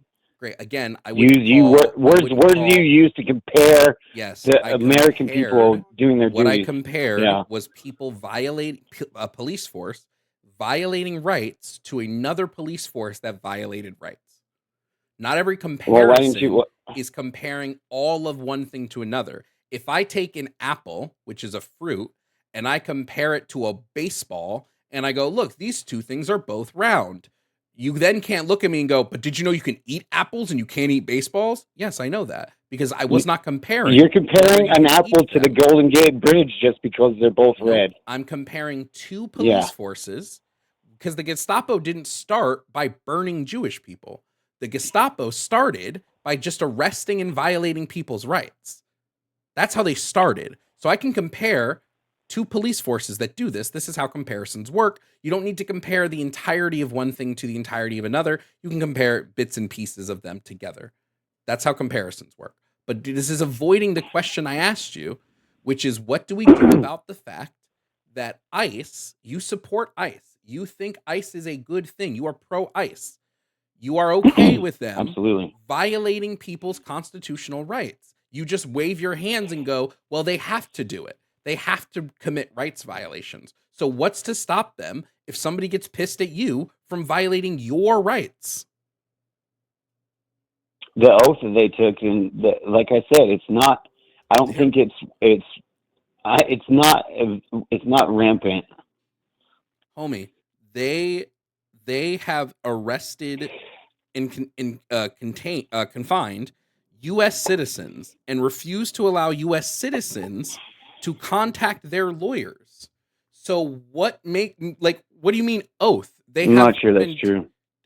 I can prove it to you. Hold on, let me pull it up. Sorry, I'm trying to post every time I pull up a source. I need to post it then in my thing. So ICE has arrested so far 170 U.S. citizens that we know of, right? We don't know the full number, but right now it's about 170 U.S. citizens. This was as of, by the way, October 16th. So 170 cases that have been so far found. The government doesn't track. So it's only when people come forward that we know this has happened because the government doesn't track U.S. citizens held by ICE against their will. They should. About 20 of them were held incommunicado, which means they were held without the ability to contact anybody, whether that be a lawyer or a loved one. You have a right to legal counsel. They were not granted this right. And 130 of them were arrested for interfering with or assaulting officers, but then had those cases dropped. Now, it seems weird that you would say this person assaulted an officer and then dropped the case. Kind of seems like they're making stuff up. So what happens if you become one of those? And they're not as much of a tyrant as you say they are. So you think it is okay to arrest U.S. citizens and not allow them to call their lawyers? That's okay for you? No, I never said that. Okay, so then my question goes back to the same thing I've been asking. Okay, what do you do if they come for you?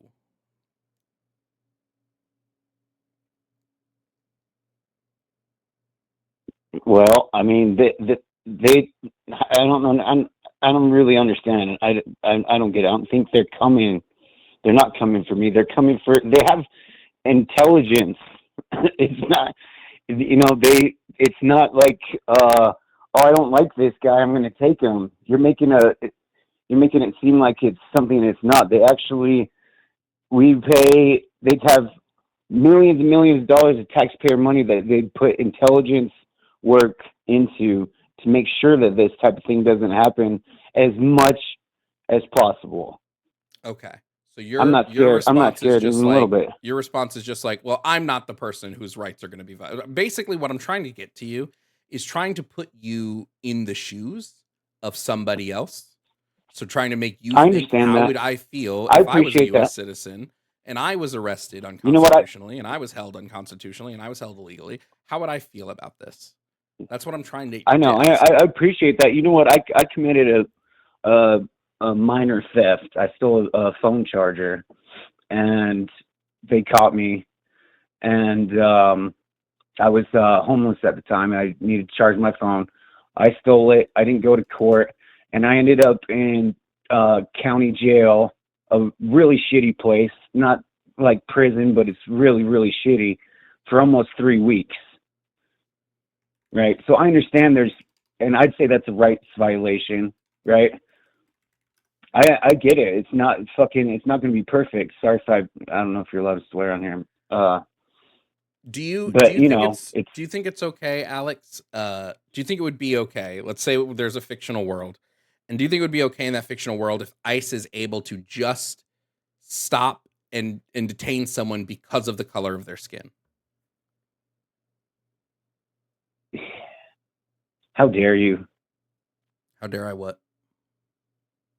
No reasonable person would fucking think that. Okay. Well, thank you for activating my trap card. No reasonable people think that. Thank you for Most activating people my are trap reasonable. card, because in the Supreme Court case, the Supreme Court, this was a very recent Supreme Court case. Let me pull up the actual name of the case so you can go back and look it up.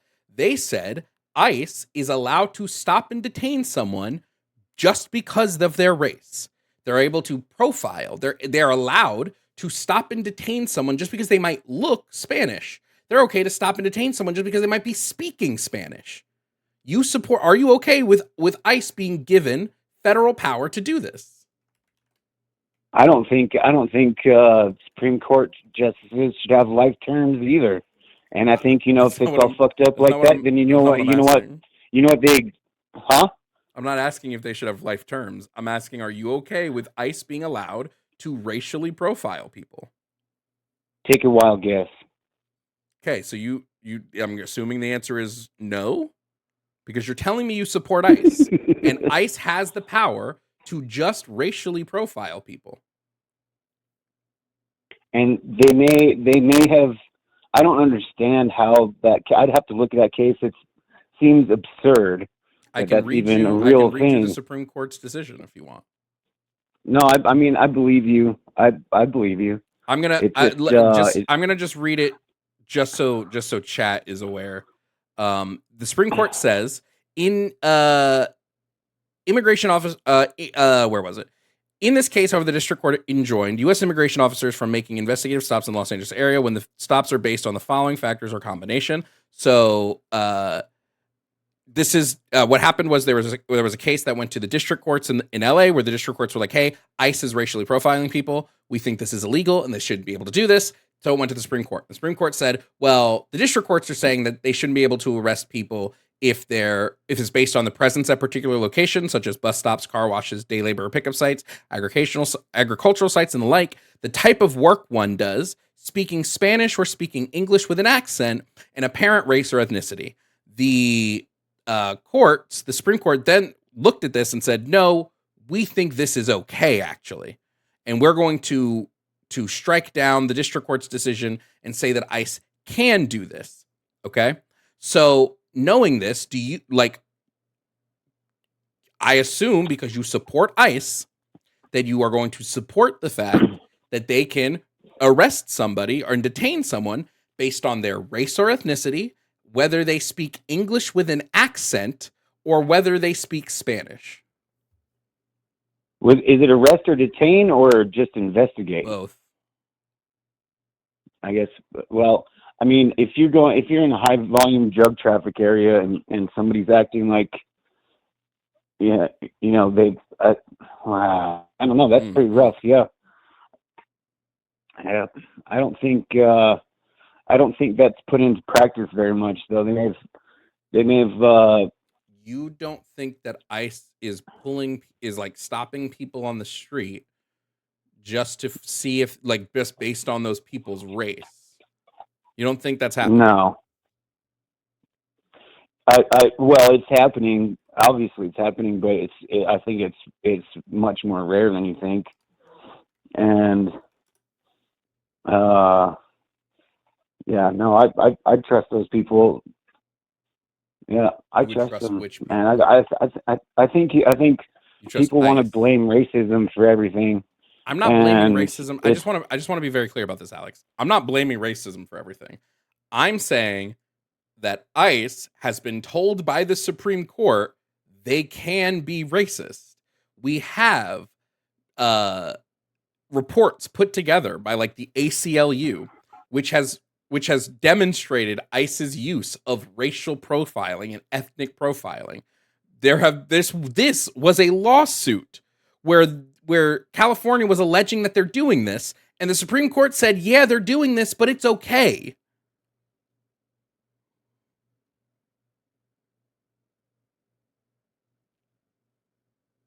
Well, I'm still like, I mean, it's fucked up, dude. It's fucked up. I get it, but like I said, it's a drug trafficking, terrorist, fucking sex abuse network from South America and across the world to get here, and that's the problem to me. When it comes to sex trafficking, the largest group in the U.S. that targets sex trafficking is not ICE; it's the FBI. They have an entire division that's dedicated solely to child and adults. No, still, it's the largest division. ICE is not focused on sex trafficking. They are focused on deportation numbers. Trump has set Well, that's target. Yeah, but okay, yeah.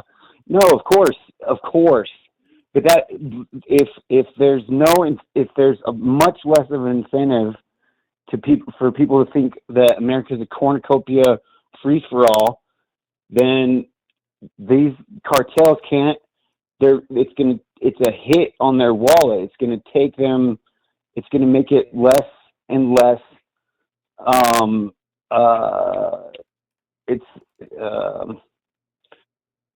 You understand what I'm sorry, you know what I'm getting at, right? No. You know what I'm getting at? No, because whether or not ICE cracks down on deportation, we haven't seen a significant drop in sex trafficking, and the vast majority of I'll pull up the numbers, but I'm fairly certain the vast majority of people who are arrested for sex trafficking under Trump. Arrested for sex trafficking are U.S. citizens. Oh, please. Oh, please, what? It's the cartels. You think? Wait, I'm not talking about are people arrested in this country for sex trafficking.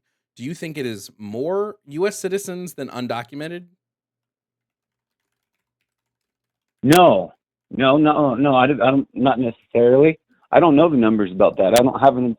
I'm just saying that it creates a sick Silk Road, like the dark web, for there to be this human trafficking train from all around the world that leads up to our border. The human trafficking train is happening by U.S. citizens. 95. I looked it up to make sure I had the right numbers.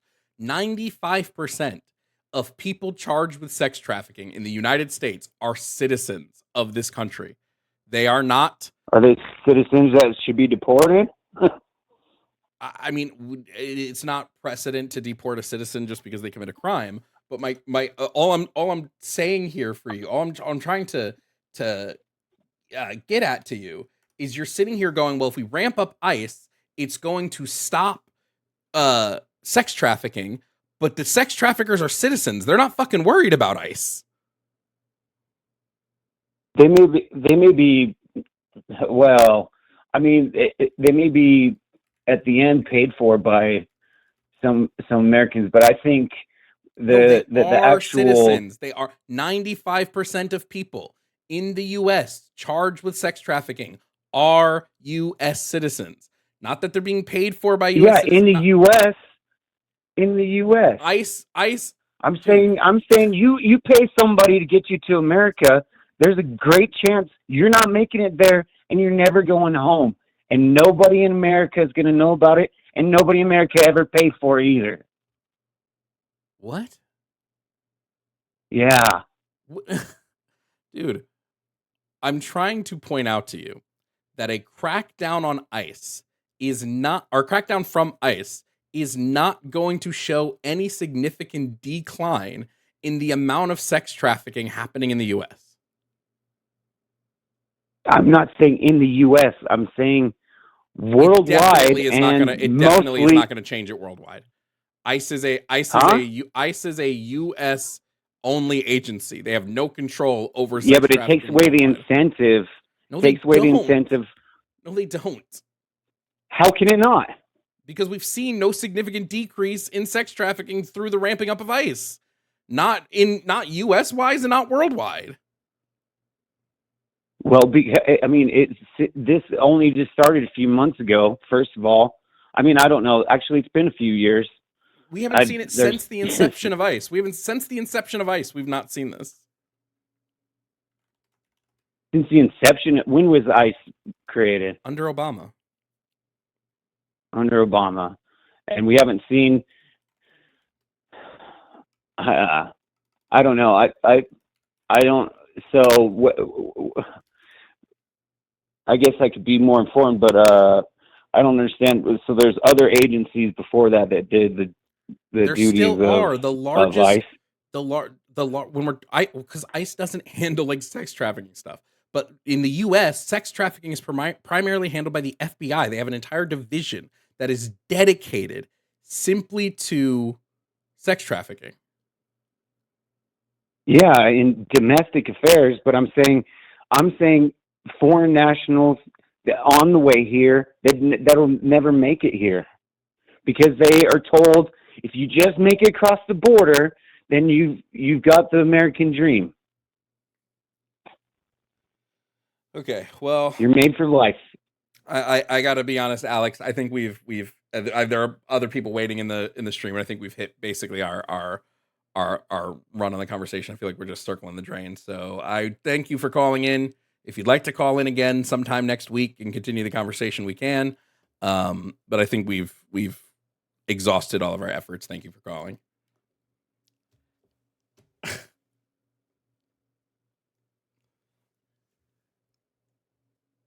I'm pretty sure, and I would have to look up the numbers for this. I'm pretty sure sex trafficking is on the increase. Also, 57% of all people sex trafficked in the U.S. are citizens. They're not even non-citizens. They are people who live here. Do I think there is an issue with sex trafficking coming from overseas? Yeah. Yeah, of course. Or coming from like across the border? Absolutely, I think there is. Which is why I think we need to make it easier for people to immigrate here legally so they don't feel desperate enough to go through illegal channels.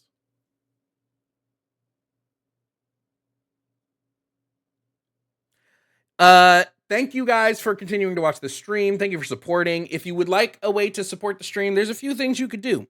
You could send a Catch a Venmo tip. Those are always appreciated and never required. By the way, thank you, Spencer, for the Venmo. Spencer said, huh? I assume that was when I was talking about the Underground Railroad game. So thank you, Spencer. Thank you to our super chatters. Just a reminder, I am going to read all the super chats at the end of the stream. So if you do want to send a super chat and have whatever's on there, I'll read. Doesn't matter whether you're insulting me or not. I will read whatever super chats come at the end of stream. So like W to the super chatters. I know there've been a couple today.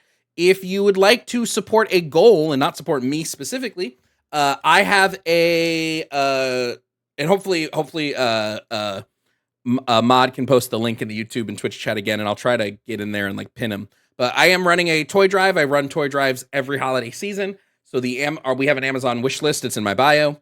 The toy drive goes to get toys to underprivileged children. You have until December, so you have tons of time to still, if you haven't been able to yet, please consider supporting the toy drive. It's really important. There are children who are not going to have as much this holiday season. We want to make sure they end up with something.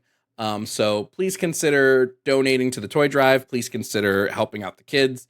It is great. Last year we donated like 3 bins of toys and a bike to a local school to distribute amongst their needy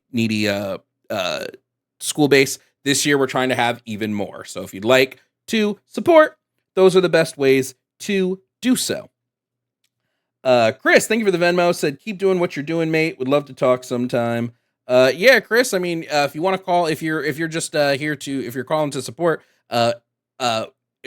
weekly when we do the weekly dump, which the weekly dump is moving to Mondays. So Monday nights at 7 p.m. will be the new time for the weekly dump. That'll be your time to call. That's when we'll have like office hours and you can call in and talk to us about like basically anything you want. So yeah, Thanks everybody for watching, and thanks for the stuff. We're gonna move on to our next call. Call lines are still wide open, so if you still want to get into the call in stream, you can. We're gonna bring up Eric. Eric wants to tell me that they don't think MAGA is fascist. I'm excited to hear what Eric has to say about that. Eric, can you provide me your age and pronouns, please? I am 33 years old, he, him. 33, he, him. Thank you, Eric. Now, Eric, you don't believe MAGA is fascist. Why not?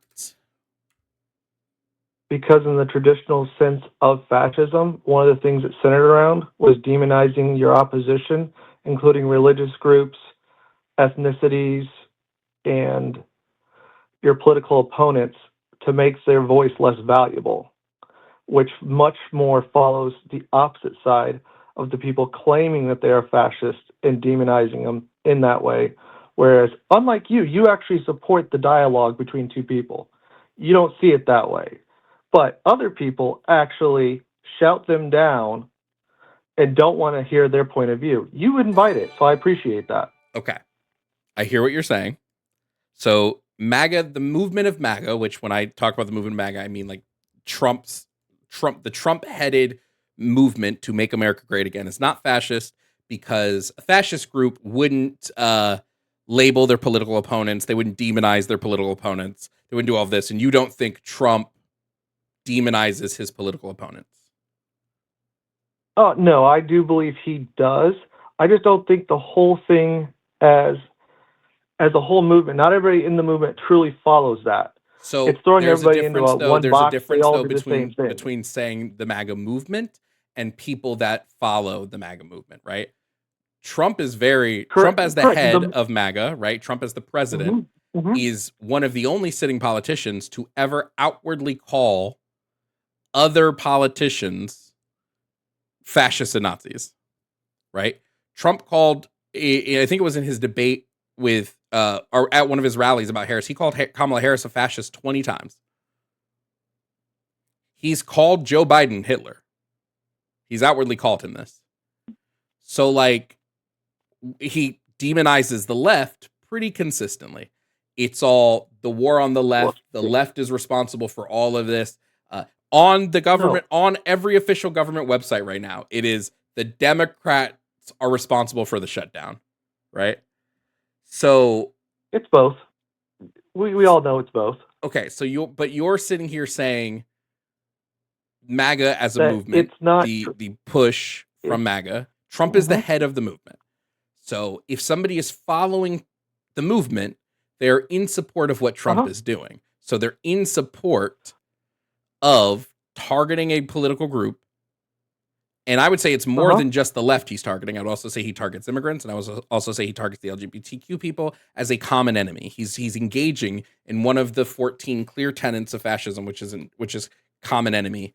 Like, everything is wrong because of this. Everything in the U.S. is bad because of illegal immigration. Everything in the U.S. is bad because undocumented people are coming and taking your jobs and raising taxes, and they're responsible for all of this. I would say this is directly, I don't remember which one of Umberto Eco's points this one is, but it's absolutely engaging in it. I mean, if you're going to do it based on that, you have to admit Black Lives Matter adds that same exact thing with blaming people, specifically targeting people, calling them racist just because of who they were, not because of the things they actually said. Who did you have to lump them into that so same... be specific. Who did Black Lives Matter call racist simply because of who they are, not because of what they did? I got to look that back up again. Sure. But there was, in that, if you were white and you were trying to oppose it, you were shut down like you shouldn't have a voice. I think if you were opposing the movement of Black Lives Matter and your opposition was from a racial place, I would absolutely call you racist. Like, if your opposition is like if somebody, for instance, says, well, all lives matter, I would say this is a racist response. Black Lives Matter has had white people in their organization. I don't know. I'm not saying it that way. I'm saying that if I was going to say that, yes, Black Lives Matter but you can't stop there. You got to say how, like, what is the exact thing that was done and is being done currently that if I oppose some of their views that I'm automatically a racist, well, that in and of Sure. itself is fascism because you're trying to Which shout down views my of Black Lives Matter Well, did you oppose? the Or fact were that being opposed? there was just a widespread about police brutality that, as it got unwound, found that there were actually steps taken, and from someone who was trained as a military police officer in the Army, knows that there's certain steps that you can't wait to find out. No, maybe I'd have done it different, but I wasn't there. I wasn't the person on the ground. So you have to say, well, yeah, they did something wrong. So, okay, so I'm trying to remember which one it was. The guy went back into the car and he got shot. Tried to go back in the van, got shot 3 times and killed. I forget his name. But everyone may think about it, like, why would you let him do it? Well, what we were shown was where someone let someone get back in the car, guy pulled out a rifle, shot him in the head. The police officer's dead. That's why you don't let people go back in the car when you order them out. That's why you get physical, because you don't want to find out what's coming next. And they were saying that there's police brutality because of these specific... Wait. Yep. Go ahead. There is a difference, okay, between talking about somebody who, like when we're analyzing Black Lives Matter, I'm asking you specifically to tell me what their stated goals were, what they wanted to accomplish, all this, all that. I do think there is an issue of police brutality and excessive force when someone who is unarmed is shot, whether that person is black, white, whatever they might be. If someone who is unarmed it has lethal force used against them, this is an issue across the board, which Black Lives Matter had an issue, had a problem with. Black Lives Matter never said police shouldn't use lethal force. They were very consistent that lethal force against unarmed citizens is bad. So what is there to be if you disagree with them, you're saying people that disagree with them were labeled whatever. Do you disagree that police use of lethal force against unarmed citizens is a bad thing?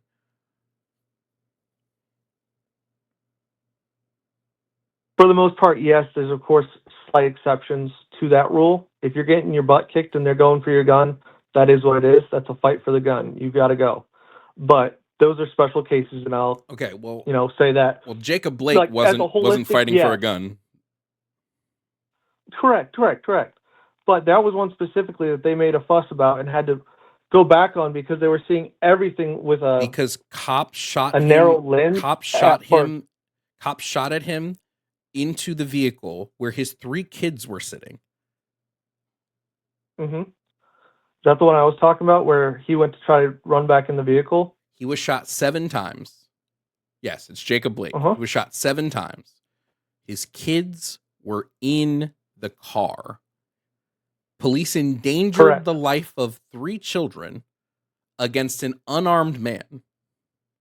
He was paralyzed. What was found in the center console of the vehicle where he was reaching for? What was found in the center console of the vehicle? Yes. What was found? What was found in the center console? I don't know what was found in the center console of the vehicle. There was a knife. There was a knife in the center console where he was reaching. And that's what came out after the fact, which he was reaching for. You don't wait to find out when you say don't go back in the car, they're reaching for it. Does the cop know what's in the vehicle? Yes or no? Does this mean that they had the right to shoot? Wait. Hold on. So this is saying because there was a knife found in the car, because a knife was in the car. No. They had the right to shoot him 7 times. They didn't. Wait. Again, they didn't know there was a knife in the car. At close range. They didn't know there was a knife in the car. They shot him unprovoked. But there could have been an Uzi. There could have been a bomb. You don't know what was in the car. So when you look at it from that point of view, I am looking at it from that point of view. That's a really ridiculous thing to say. So now it's not. From a cop's point of view, you are guilty until proven innocent. No. Yeah. When I tell, let's say, if I say, hey, don't go back in the vehicle, and you do that, if you say, hey, don't come towards me. I don't want you to hit me. Don't come towards me. Don't come towards me. Do you have a right to defend yourself? Do I have You're a not go- right to You defend will not myself? win this He debate wasn't in walking this one, towards in this them. part. He wasn't walking towards You're them. right. He was being held onto, and he tried to rip away to get back in the car. What is the cop supposed to think when he rips away from him, ripping his clothes, to try to get back in the car? That he's just going to sit there and give up and follow direction, So you or is he shoot- going for something So to you fight shoot. back? Cops knew there were kids in the car, so you shoot at the car with the children 7 times. Well, he got hit 7 times. You know how many? I don't know how many shots were fired. So you shoot. You got hit 7 times. Okay, cool. So you shoot into Do the car you with want the those kids. cops waiting to find out? Yes. Do you want to? Yes. You took the job of a police soon as- officer. Yes. I'm sorry that your life is going to be put at risk sometimes. You took that job.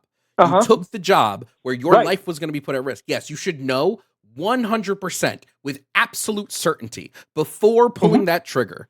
You should 100% have to know whether or not this person is going for your life, because the opposite is you kill somebody.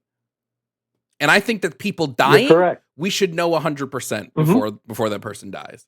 This is what we call a state monopolization of power. You think it's okay that the state has a monopoly against violence against its citizens.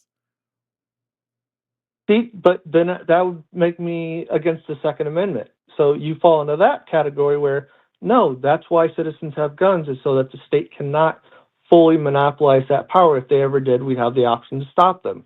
Okay, So, if they were that's a whole nother wait. constitutional Hold on. debate. Let's fucking analyze that for a second. Mhm. Let's say these cops Right. are beating the shit out of this Mhm. man, right? Let's say it's not even him. Mhm. Let's say the cops are beating the shit out of somebody, and that person has a gun. Uh-huh. If he fires back at those cops because he's fearful for his life, what's going to happen to that man with the gun? He has a gun. You've said a gun can be used in self-defense against a tyrannical state.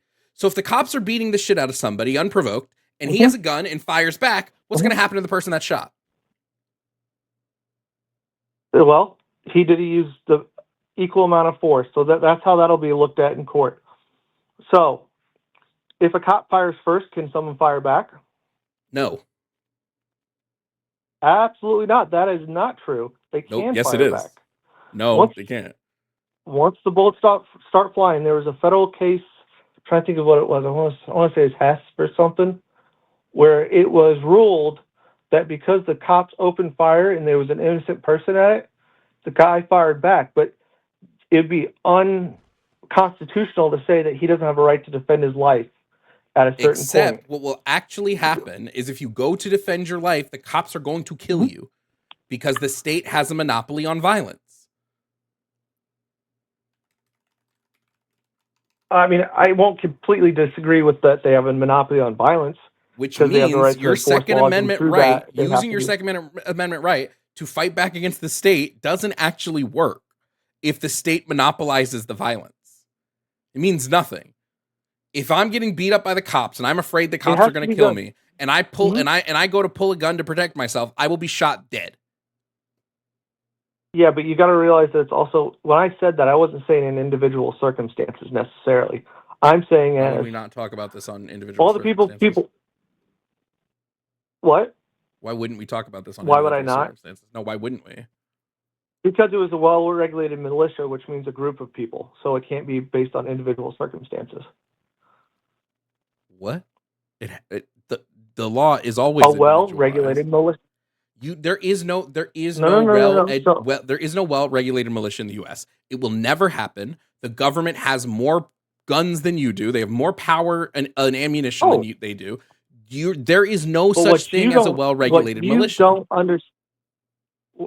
So what something that you like, you got to realize at a certain point, I would say the Army and National Guard are probably going to be more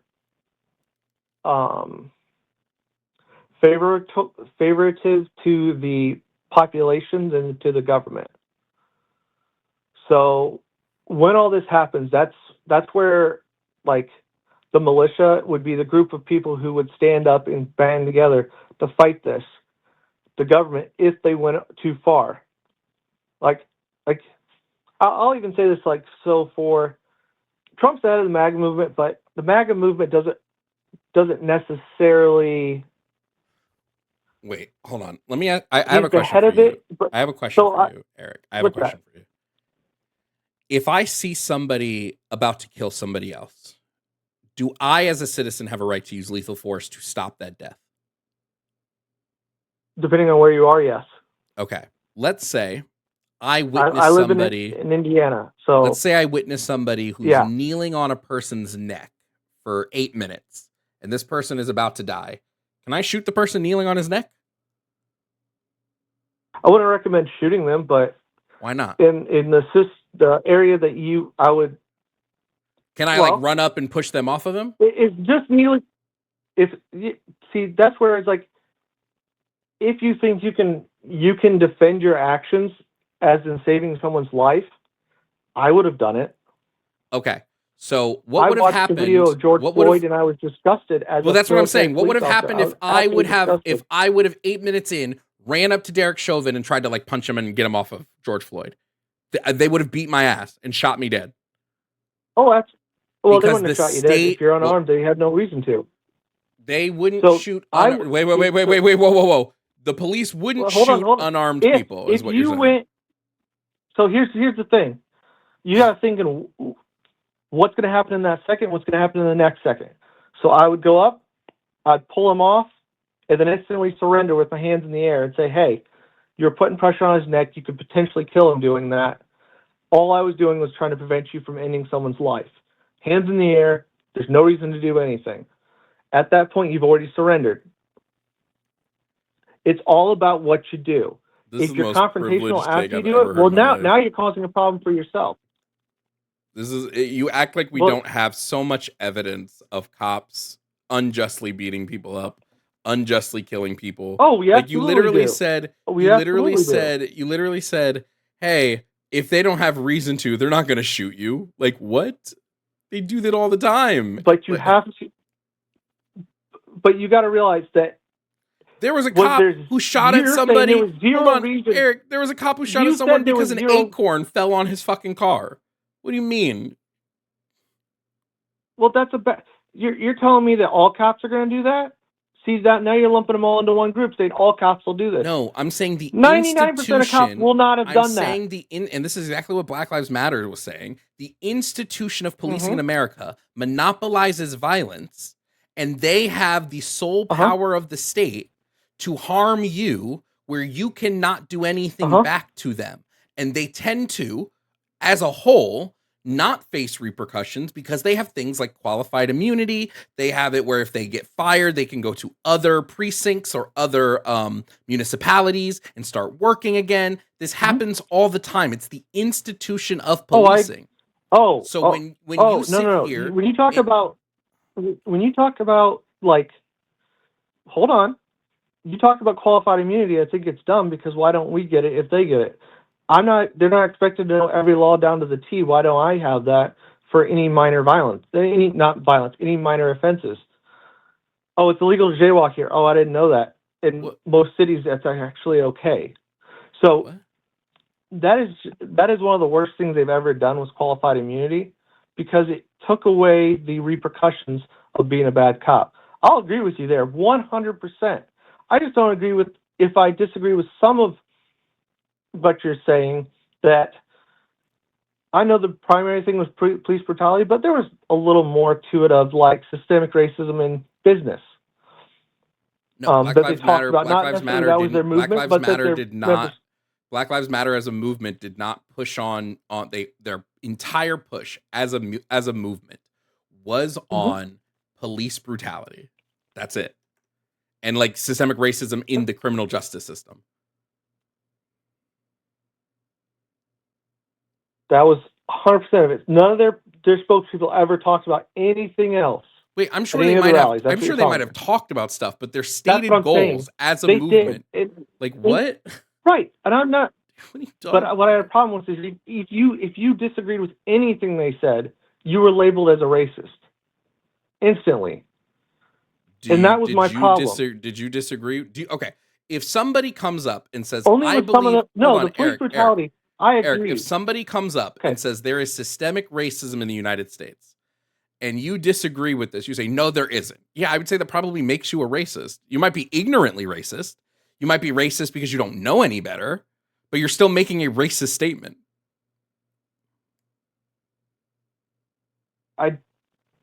I would say police-wise, you're probably a little bit closer on that, but I would say business-wise, it's way off the mark. What do you say about the Someone who works litany of in- studies we have that show that if you have a black sounding name, you are less likely to get called back for an interview?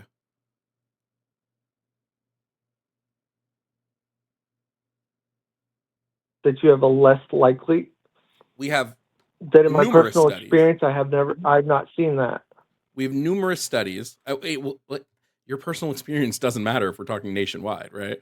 We have numerous studies that show that when resumes are submitted using the same exact qualifications on the resume, if one resume has a typically black sounding name and the other has a traditionally white sounding name, the white sounding name gets called back.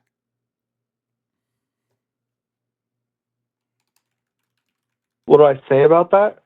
Yes. I would say that I haven't seen it in my own opinion, but I'm not going to disagree because I haven't seen because I wasn't like, I'll say, okay, that was happening, and that maybe at some level there is some, but to say it's holistic, it's almost like it's holistic across the country. Everywhere, that's what it is. It's saying in that every situation will always be done this way. It's saying that the country has a very clear record of disparities against black individuals, where we find, and I could give you numerous examples if that's what we were talking about.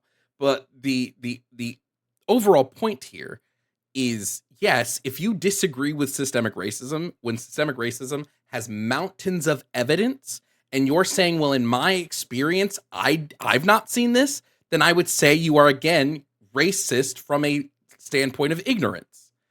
You have this privilege to have not experienced this, okay? When we've shown, and the estimates from the studies that we've shown are that there's a 50% more chance of getting called back when your name sounds white, okay? You're saying that, like, hey, I haven't seen this, so therefore this thing can't exist. That's a racism born from ignorance. No. I did not say it can't exist. I never said that. Sure. So doesn't be careful. Well, you tried to put something that I never said. No, I just said. I said wasn't prevalent, which means it's what do you mean not commonplace. Prevalent? What do you mean not commonplace? It is. If it's 50%, if white sounding names get called back at a 50% higher rate than black sounding names, that's pretty common. That's like massively statistically significant. In what fields? But was it across all fields? Like, I'd have to break down the numbers to really look at it to see how accurate it was, or was it taken out of context to increase the number? Not saying that it wouldn't still have a disparity. Not saying that at all. What? I would agree with that. There's probably a disparity. What would that change? But like, what would that? across What what would the added context of that change? Wouldn't change the outcome. Because there's a lot of places where people just don't care. They just want someone who's going to work well for them. That's all they care about. What? Care about the person that shows up or calls back. Again, Like, we're talking about if you're not getting called back, call back. talking about whether someone's resume gets called in for an interview. And we're showing that when the resume has the same qualifications, the white resumes are called 50% more than the black resumes. They just ignore the black resumes and they focus on the names that sound traditionally white. I don't understand again, if you are saying, if Black Lives Matter is saying, hey, I think the country is systemically racist, and you go, I don't think the country is systemically racist, even when there's mountains of evidence that there is systemic racism. I don't think you don't think it's what? Right. Which holistically, that's the whole thing, is you want to say everything is holistically, all parts of it, 100% of it is systemically racist. And that's where I have a problem with it, because like, I was in the Army, and trust me, not really. Once you're Once you're a battle buddy, once you've been through, like, you don't care at all. You don't care. It's not a problem. The only color that matters is green. Again, So you're to say just it trying just to has a argue problem from your with me. own experience, not from when we're actually looking at things. We can see it when we look at the wealth gap in the country. We can see it when we look at the educational gap in the country. We can see it when we look at the disparities in the U.S. Prison system, in the judicial system, disparities in the medical system. This idea that this isn't some prevalent thing wholly in the country is just factually incorrect. So when somebody says, based on the mountains of evidence, I don't think the country is systemically racist, I would say that replying to that person and saying, well, I think you're racist for believing this is okay to do. And then to compare that to Donald Trump and MAGA saying leftists are evil, they're trying to destroy the country from within, they're all this, all that. It's not even remotely similar.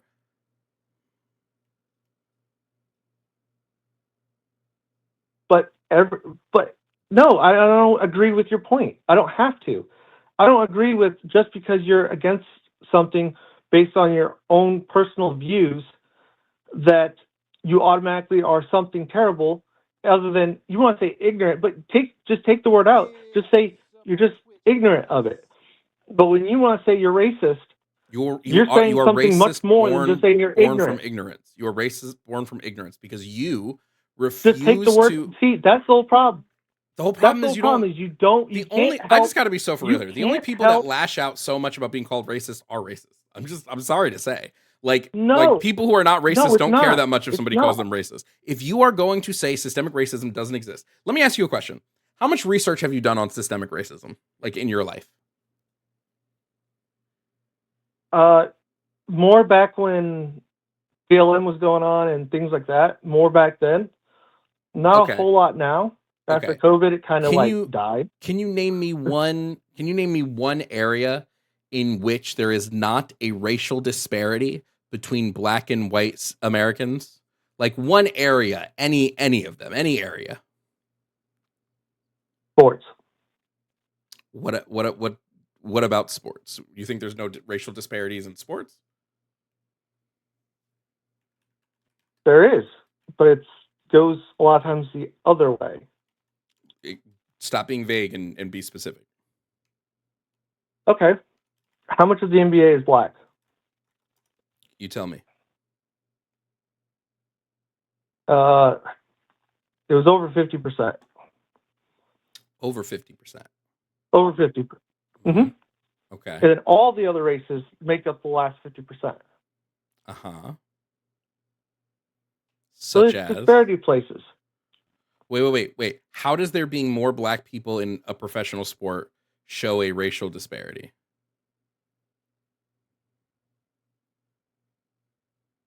It is a disparity just by it in itself. The disparity just is a difference between the two. That's all it is. You can't make it more than that. You can't change the definition, correct? Okay. That is a disparity. Let's analyze the NBA, for instance. Let's analyze the NBA. Yes. I'm just using it as a point to say disparity a predominant is a bad word. A predominant number of players in the NBA are black. Yeah. What about the people in higher up positions, executives, coaches? What color do they happen to be? Disparingly white. Okay, so the people in like the higher up roles, they're mostly white people. The black people are the ones that tend to be used for their talents, but they're not put into the positions of power. They're put into. Interesting. Oh, well, you're correct. I would say the All-Stars have similar power to the owners, but only for the select few, because they are the face of, yeah. Mm-hmm. But you always want to go to like something where it's. I just don't understand why it always has to be something racial everywhere. I don't understand it. If I got to grow up in this country white, I would probably not understand it either. But we've run out of time on our call. I have other people that I have to take. So I'm gonna move on to the next group of callers. Hey, I want to say thank you, even though we didn't agree. I appreciate you taking the time to actually have a conversation, and you did shift my mind a little bit on some of the points. So I appreciate that, and that I'm not mad or anything like that. I actually just appreciate the dialogue. All right, no problem. You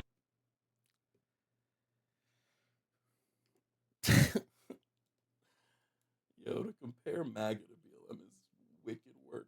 Truly, truly wicked work. If it's my last night with you, hold me like we're gonna try to get through as many of the callers as we can. We're gonna try to get through as many callers as we can. I only have like another hour and a half where I can take calls. So we have about 5 or so people in the calling queue. So we're gonna try to get to as many of them. If you want to call back, it's gonna have to be a different day. We're gonna close the lines from there. So if you want to call and talk, it'll have to be another day. But for now, we're gonna try to get through the remaining people in the call queue. Thank you to people that are super chatting. Like I said, I'm gonna read the super chats at the end of the call. At the end of the stream, because there are quite a few super chats. So we'll try to get to all of those at the end of stream. Like I said, shout out to Chris. Chris, thank you for the $50 Venmo, friend. Thank you so much. Thank you for supporting the show. You're a real one. That goes right back into the call-in line. So it goes to Venmos go to basically help me keep the call-in line. Venmo and Cash App. It basically helps me keep the call-in line running for you guys. All right, we're going to bring up our next guest today. Next up, we have Cebron, I think is how it seems pronounced, who wants to talk about ICE as they're pro-ICE, and they don't think ICE is inherently violating due process. Cebron, can I get your age and pronouns, please? Yes, Cebron. And Cebron. 44. Yes. Cebron James, 34, and your pronouns. I don't. Yes, I don't typically use pronouns in any of my distinction, I guess. You don't prefer people refer to you by specific pronouns, or you don't use pronouns? I don't list that as a way I define myself. Well, I'm not in public forums. Just so you know, I'm not asking you. There we go. Yeah, because I was gonna say I'm not asking you to describe yourself that way. I'm just asking you to tell me what you use. Okay, you want to talk about ICE, so why don't you go ahead and make the case for why you think ICE is not inherently violating due process and why you are pro-ICE? Well, I would say I'm pro-ICE just because I do believe that there is a need for, or not a need, but the immigration, customs, and enforcement, I think is, it's needed in the country, for sure. Okay, why are you pro-ICE, like, right now, specifically, though?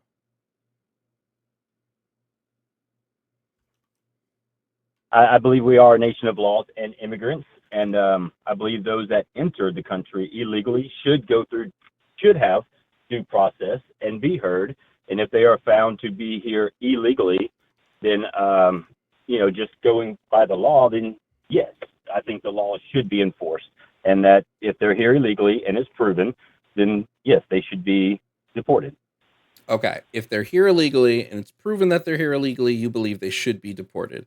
And do you think ICE should have the power to racially profile people? No, I think that is wrong. If they are, I disagree. I think the Supreme Court is wrong in that ruling as well. Okay. But even though ICE is currently doing this, you still support them? I would say evidence-based. If I just don't think there's a lot of evidence. I think there's a lot of detainment going on, and I do believe that most are given due process. They are notified of the court process and given a chance to plead their case, and then they are subsequently deported. Okay, so just so that I have this correct, you think that most people are given due process. What do you think about the list of lawyers who are unable to find their clients currently? Well, I'm not shocked by that, I guess. I haven't really heard that, but I am shocked because not shocked, because the courts can't find them either when they come into the country and give an address and or a phone number. No. They're Either unable to times that, find their you know, clients that have oh, been detained. They're unable to find clients that have been detained by ICE. I'm curious as to, yeah, I would like to get more information on that. Yeah, That's let interesting. me pull it up for you right now. Thank you.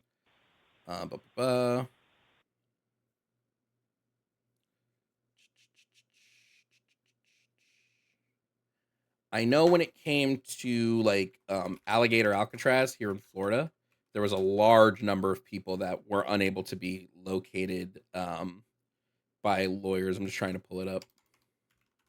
Well, for that, I'm not surprised by that. It's a new, and I'm not defending Alligator Alcatraz. I'm just speaking on not being able to reach their clients, and probably because a new facility, logistics, don't have the proper people or things in place to facilitate lawyers being able to quickly get to their clients. And I think it's if it is happening, it is unfortunate, but I don't think it's done by malice or intent. It's just, you know, unfortunate, bogged down system, and, you know. Wait. Things of that nature. So this is kind of what I want to dive into here. Should we have a facility operating where the people running that facility are so bad at running it that they are losing people? No, but we elect people, tons of people every year that do that in our government every day. Yeah, but are those people taking and detaining other people? That's what I'm asking. Like, it's I get it. If there's an issue with like, let's say there's somebody who's elected into a government official who's like running a library, and we have some issues with that library because he's just inefficient. It's a new library and he loses a couple books. Cool. He lost some books. I think it's completely different when the library is now a detention center and the books are now people. Right? I think those are two uncomparable circumstances. Okay. I understand that.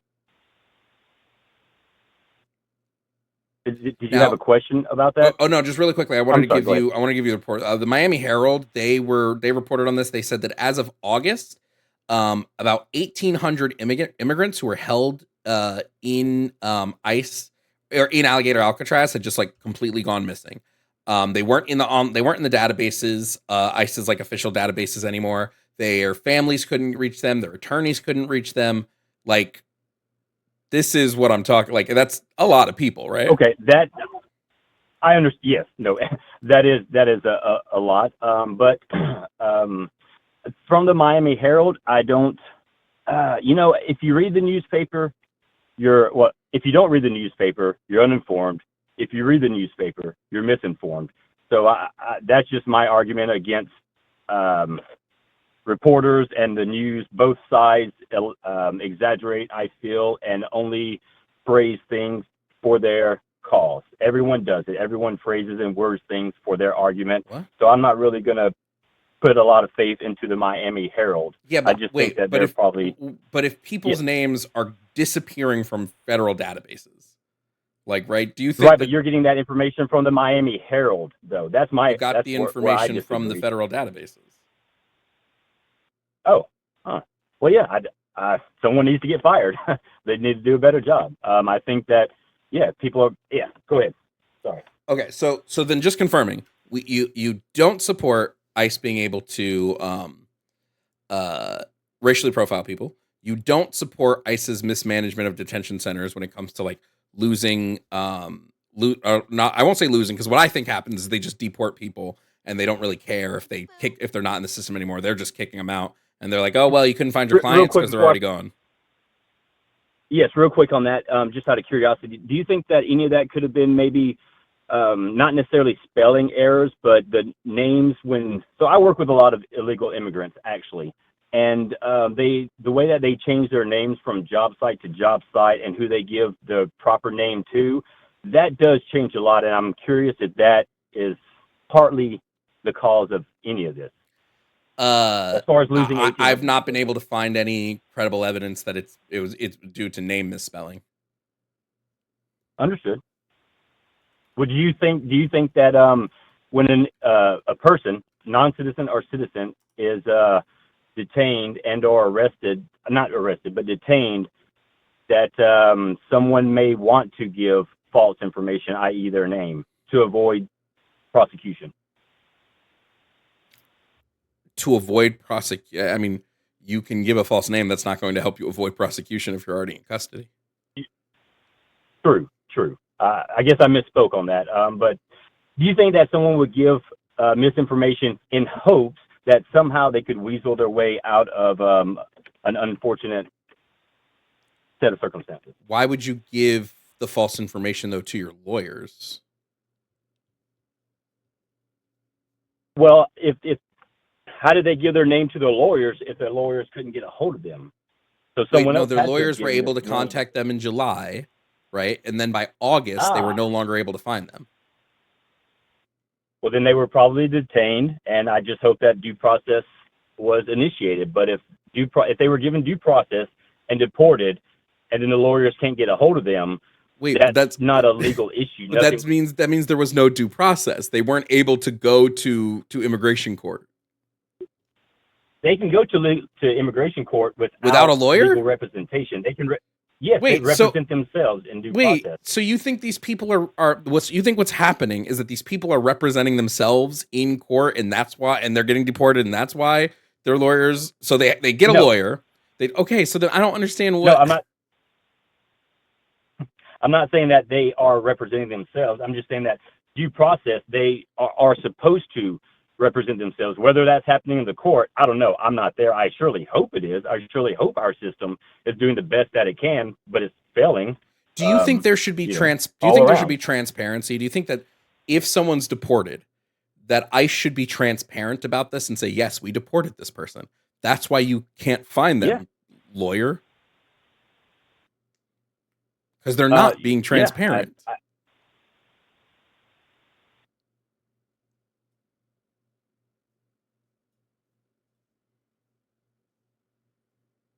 Well, Alligator Alcatraz specifically, I do not disagree. Being a government agency, I don't disagree that they're not being transparent. I don't have a lot of faith in the government, but I do think ICE is essential.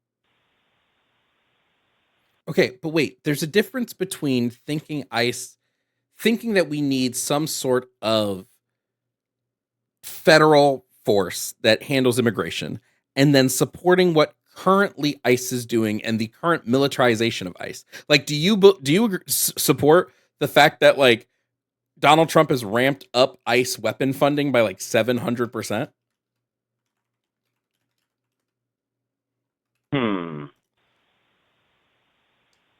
I don't think it should be ramped up by 700%, but if we have an enforcement agency, I think they should be well armed, but not. I don't think they don't need. Do you think they were improperly armed before? No, not just tanks, no, by the way. Not just tanks, by the way. They went from initially ICE spending on small arms ordinances and ordnance accessories was $9.7 million. That jumped to $71.5 million. That's a 600 to 700% increase so they've been given more guns, body armor, crowd control, chemical munitions, and famously, they have even been given guided missiles. Like, they have been approved guided missiles. Why does ICE need there are procurement records that show items that have been coded as guided missile warheads and explosive components? Why is ICE? I don't agree with that, and I'm sure it's because of a lobbyist somewhere lining his pockets, and I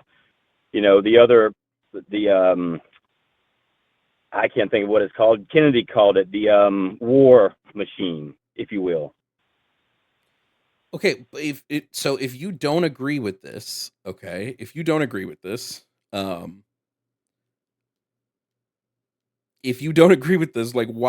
are you supporting ICE currently? I just think that there are, for decades, 20, 30 years, Hillary Clinton was against illegal immigration. Obama was, every Okay. president has been against illegal immigration. Wait, but not every So, president in has that increased ICE militarization by 700%. Not every president has given ICE fucking missile warheads, Right. right? I don't disagree with you. Obama was able to deport more illegal immigrants than Donald Trump without raising the budget. So Do you think? apparently, Let me ask you a question. And when Donald Trump was running for office, he said numerous times, "We're only going after criminals. We're not going after like the grandmas, your aunts, these people who are here. We're not going after these people." This has been an inherent lie. Only about 12% of people taken by ICE have any sort of criminal record or history. So, like, how do we feel about the fact that he just lied? He just lied to us about who he was planning to go after. well, I mean, he is a liar, as most politicians. I didn't vote for him, but you said, do I support ICE? The reason I originally called was, yes, I support the government entity that is ICE to protect our borders and deport illegal immigrants that are found to be here illegally. So in that sense, I support them. I do not support a lot of the malfeasance that is going on, but I support the entity. Why can we not? Let's take somebody who's here. They're an undocumented immigrant here. Let's say they let's talk about what should happen here. Like, they're undocumented. They're an undocumented immigrant here. They are here working. They're paying taxes. They might even have an ITIN number, right? So they're working legally. They're paying taxes. All these things. Why deport them? Why not give them a pathway to citizenship?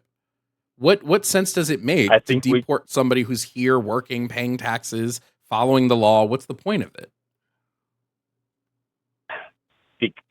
I don't think that they should. I work with a lot of good guys that are here illegally, and I'm not calling ICE. I'm not trying to deport them, but the agency is just enforcing laws. Now, yeah, they're making a lot of mistakes from what you're telling me. 1,800 people, the other things. I don't agree with that, but I don't think that we should. No, there's, grandmothers, grandfathers, a lot of people have been in this country 30 years that are just working harder than I've worked and made less money than I've made. I don't think they should be deported, but that's what's happening. They're enforcing laws, and I think we should.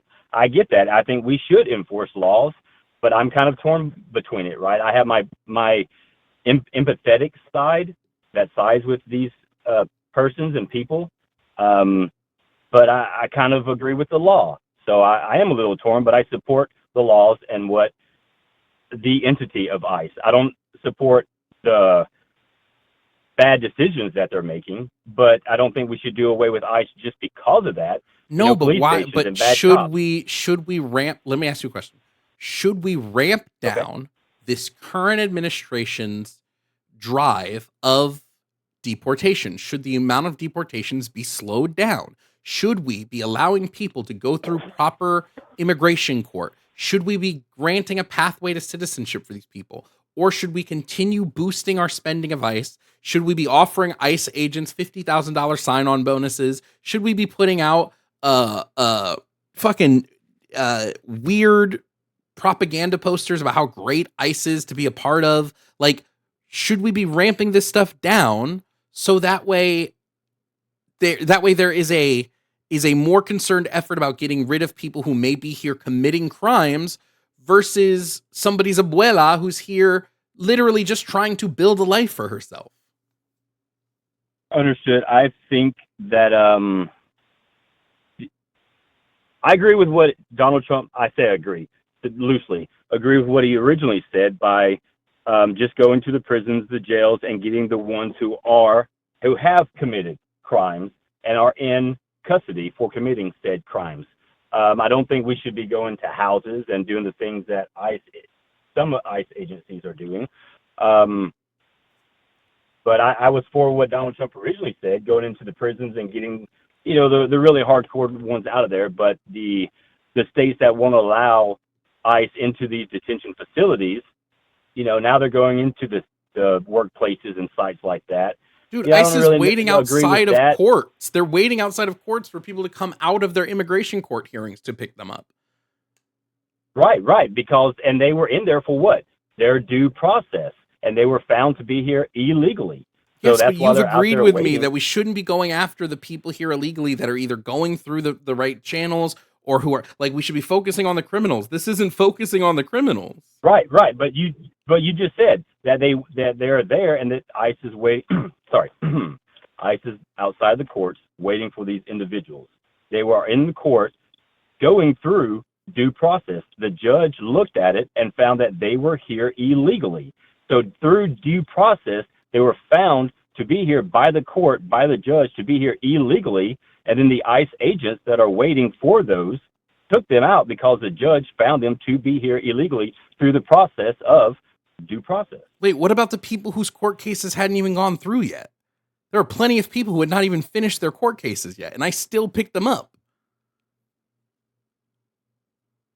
Well, yes. So if they weren't, so if they missed the court date, then No. There are people who went in for like their first initial hearing, right? And where a court date is set, and it's like, okay, you're going to come back on this date, and ICE will still pick them up. Well, I disagree with that. I mean, I find that wrong. Okay, you find it wrong. I thought you were saying you disagree that was happening. Okay, I don't. It seems like there's so much of what ICE is doing currently that you find that you disagree with ICE doing, but you're still like, well, let's just unilaterally support them.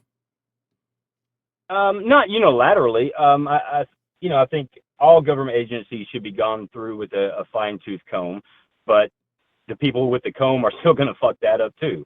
So I don't want to blindly follow any agency, but I do think that we should enforce laws. But I agree with you that ICE is doing a lot of wrong things. So I don't know really what else to tell you, or I'm not trying to dumbfound you here. But Biden, I thought he did some good things, but I disagree with some. I find some things that Trump does are okay, but I disagree with other things. But I still want to have presidents. I don't want to do away with presidents because the majority of them, fuck shit up.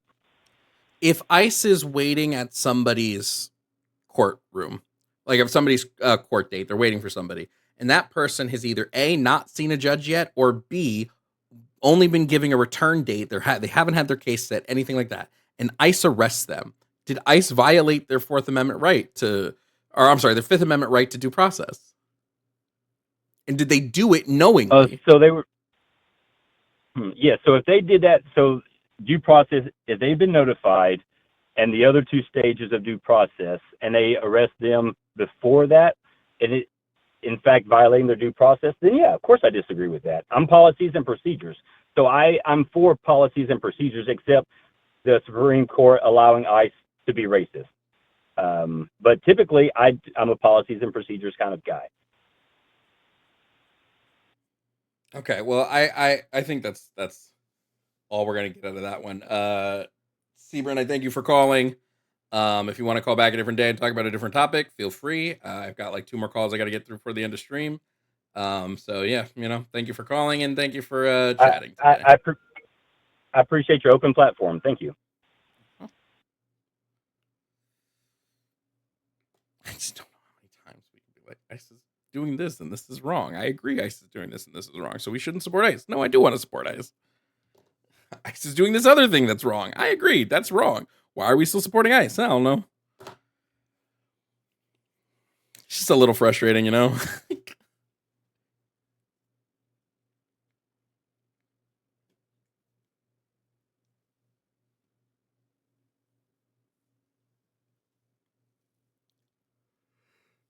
All right, we got 2 more calls.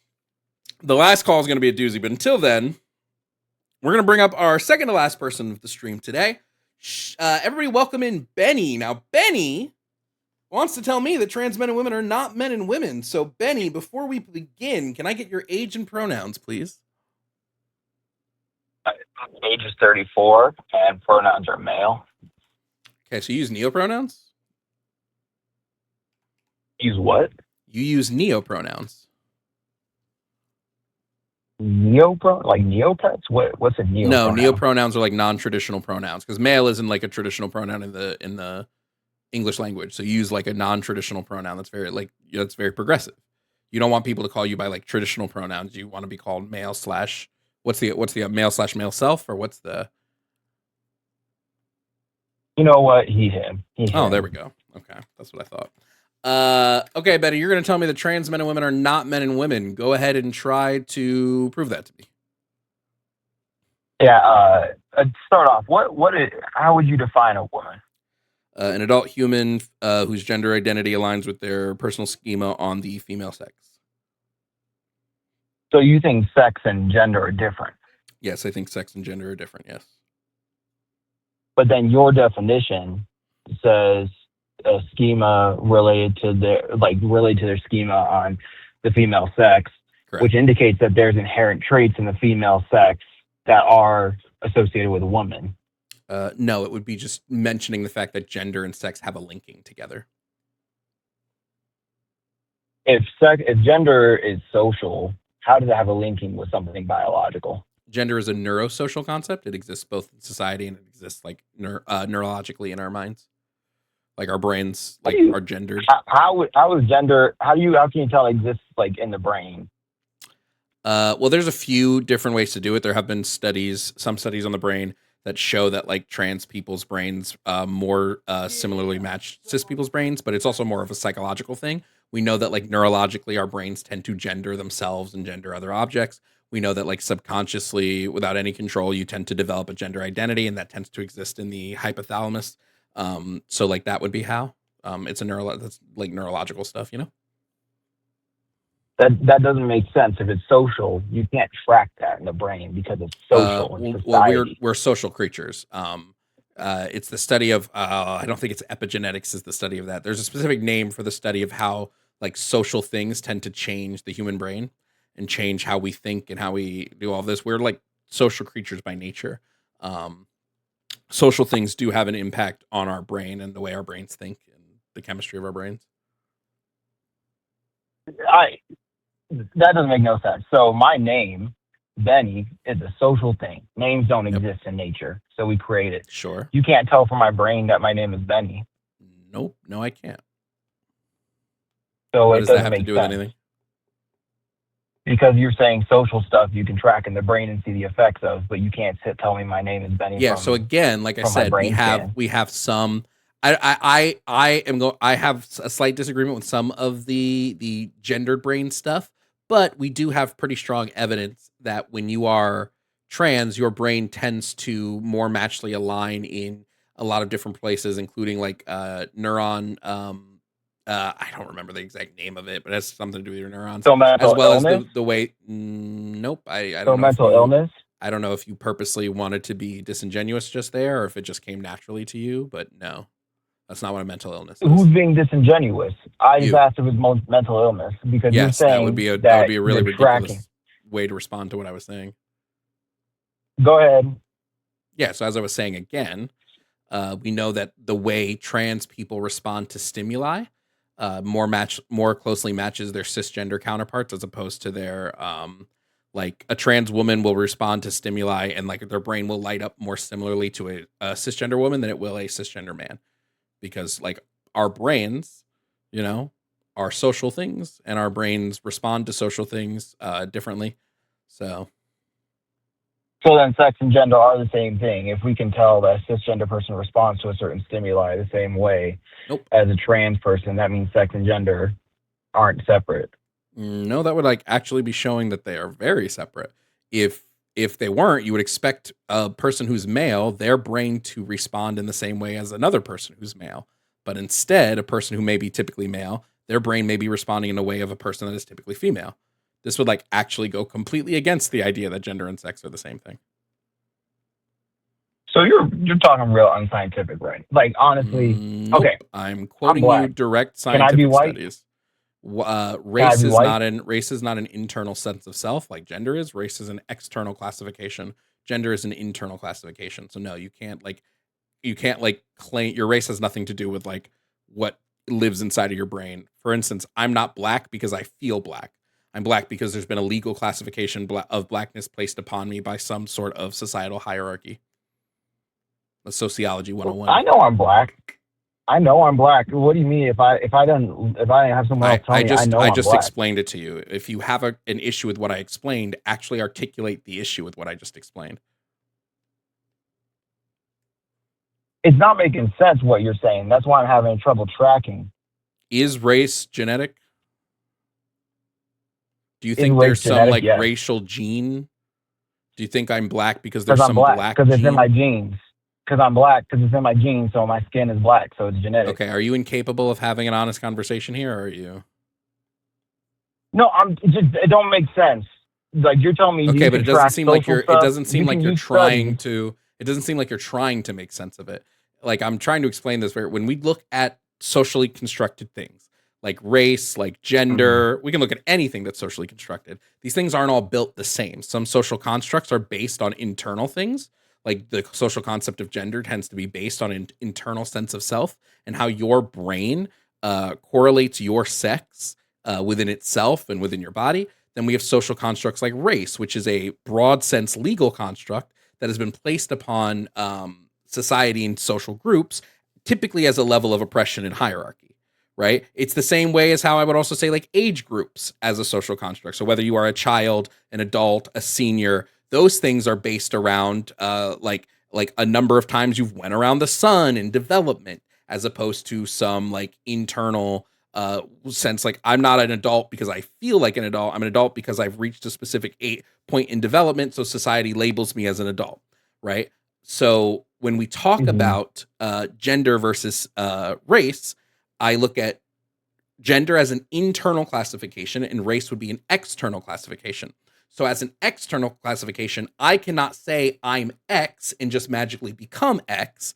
It's about whether or not I fit into the set level of societal hierarchy that puts me into X, right? When I look at gender as an internal sense of self, you can be X because your brain labels you as X, because again, gender is internal, not external.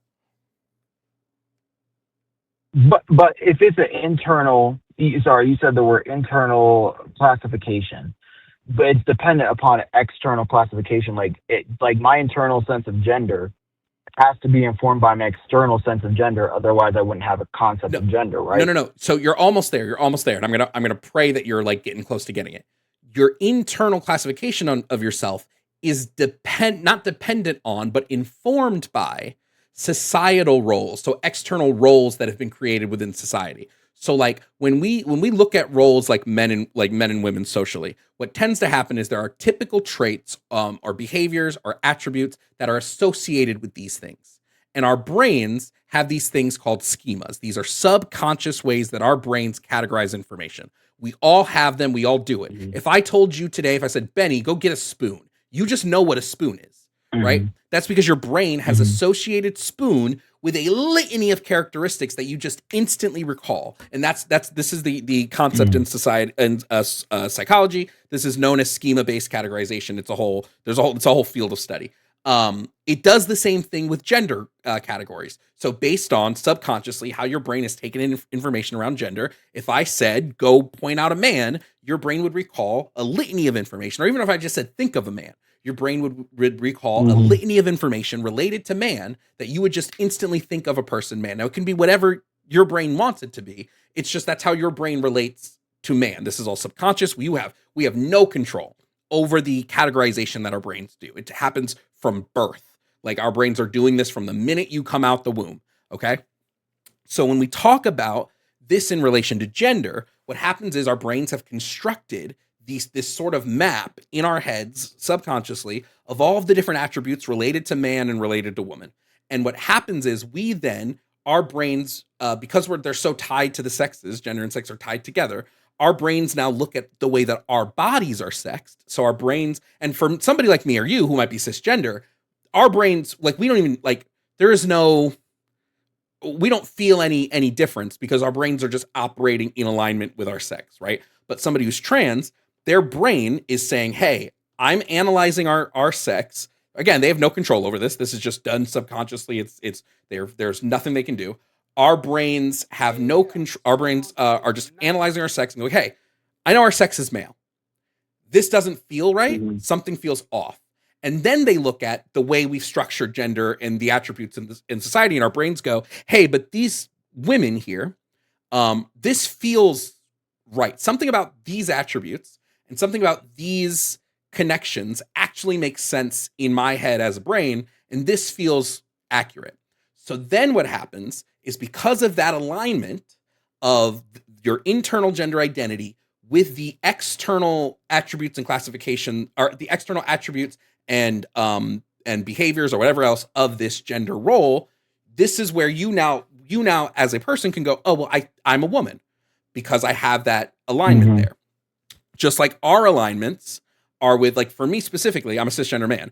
I just know that I am a man. I don't really have to base it on anything, because my brain just knows. This is how their brains just know. It does all of this in the background, right? Because they don't consciously think about it. They don't go, hey, I have to consciously think about my brain's connection to this role. Their brain just does it. It's an instant process. This is why if I were to say, hey, Benny, are you a man? You would most likely go, yeah, just because I am. I'm a man because I am. My brain is telling me I'm a man. There's nothing else I have to think about there.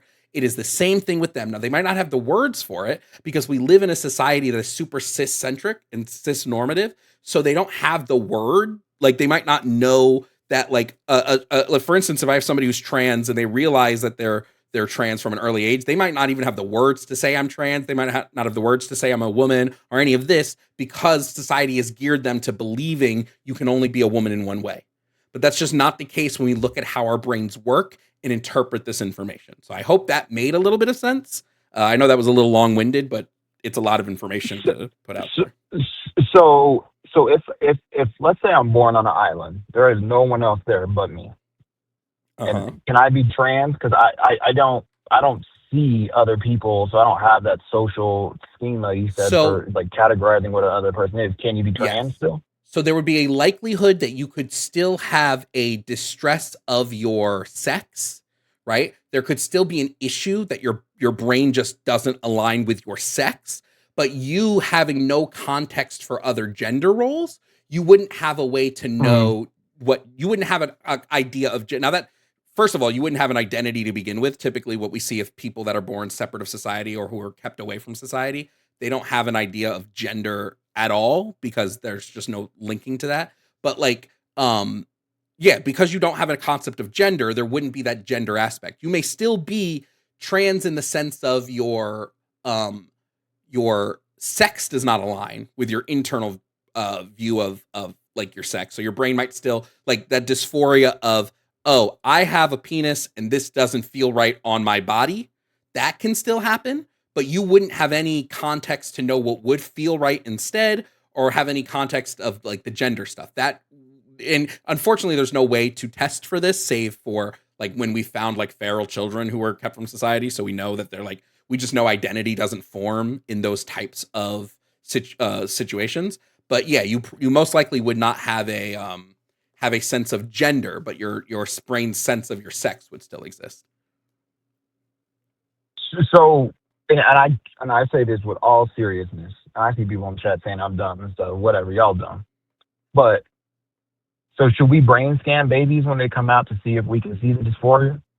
You wouldn't be able to see dysphoria in a brain scan. So we can see if they're trans. Well, let me actually rephrase that. You'd be able to see the stress from dysphoria in a brain scan, right? You would be able to see, because dysphoria is just the name of the stress that happens from the misalignment of your gender identity and your phenotypic sexual attributes. So the dysphoria is just stress. That's all dysphoria means. It's just stress. It's an immense amount of stress, right? It's more stress than would be typical. So we could see that because you can see, like, stress levels in a brain scan, but you wouldn't be able to see quote unquote dysphoria. Like, that's not how that would be. Dysphoria is just stress. Oh, let me chew on that 1 second.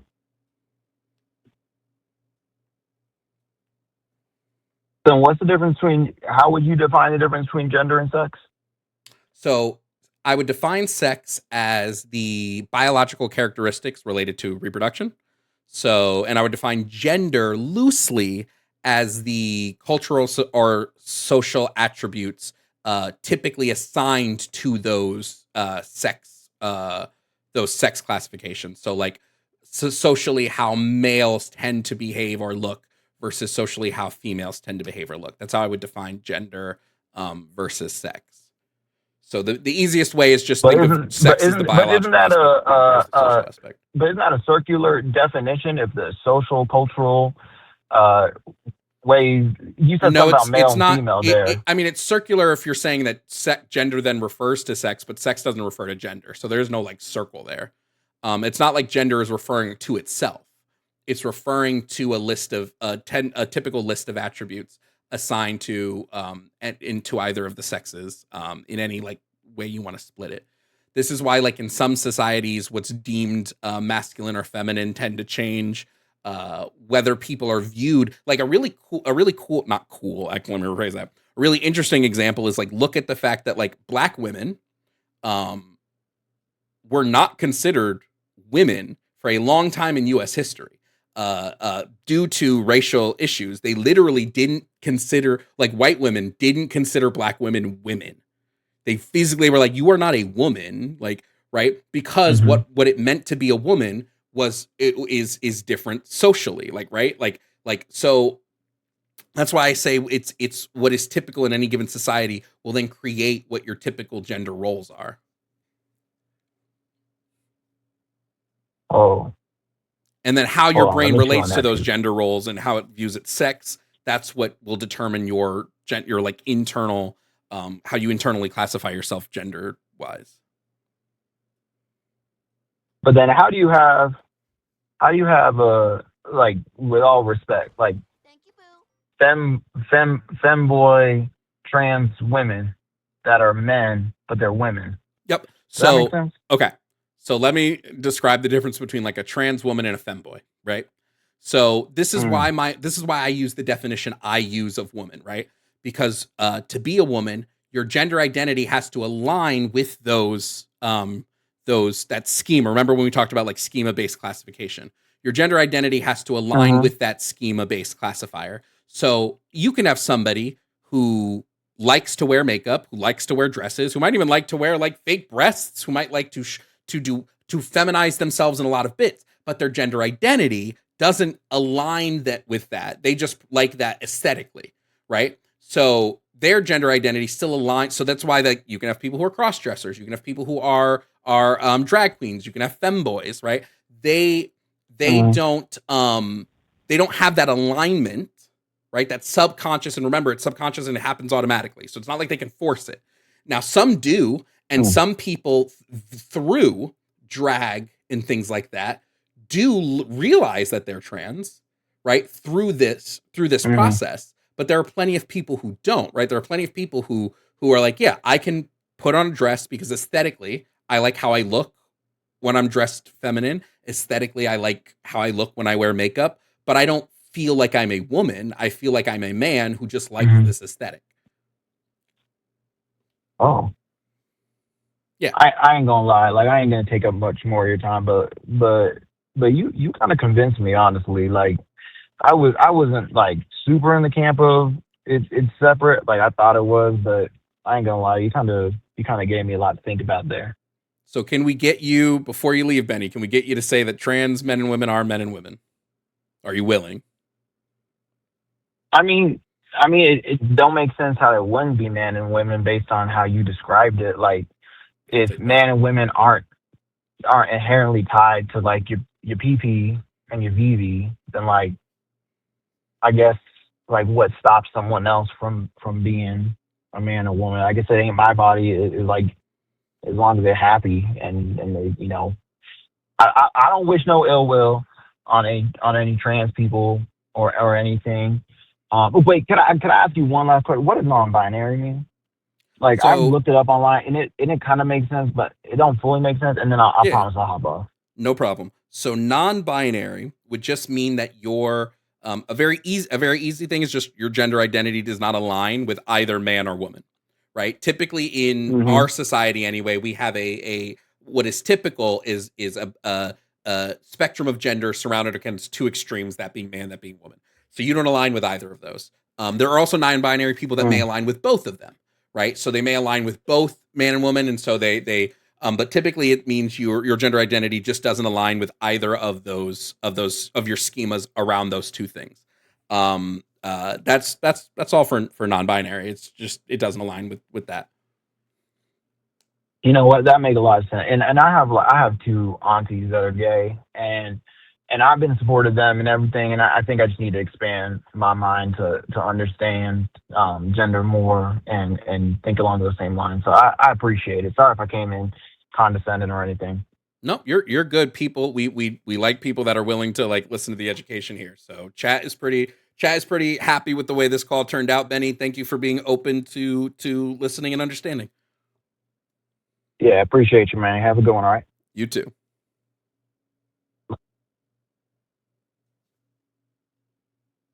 Now, if there was ever a reason to want to tip the stream, I think it would be for that level of education that I was able to put out right there. So if at any point you're like, I want to support Jovan, just saying.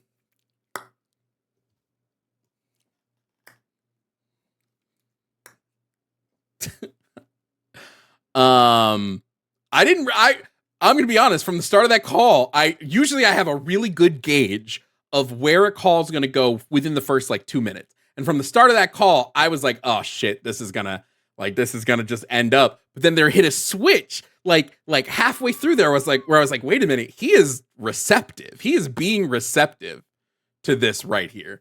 So I was like, you know what? I'm gonna switch up tactics a little bit.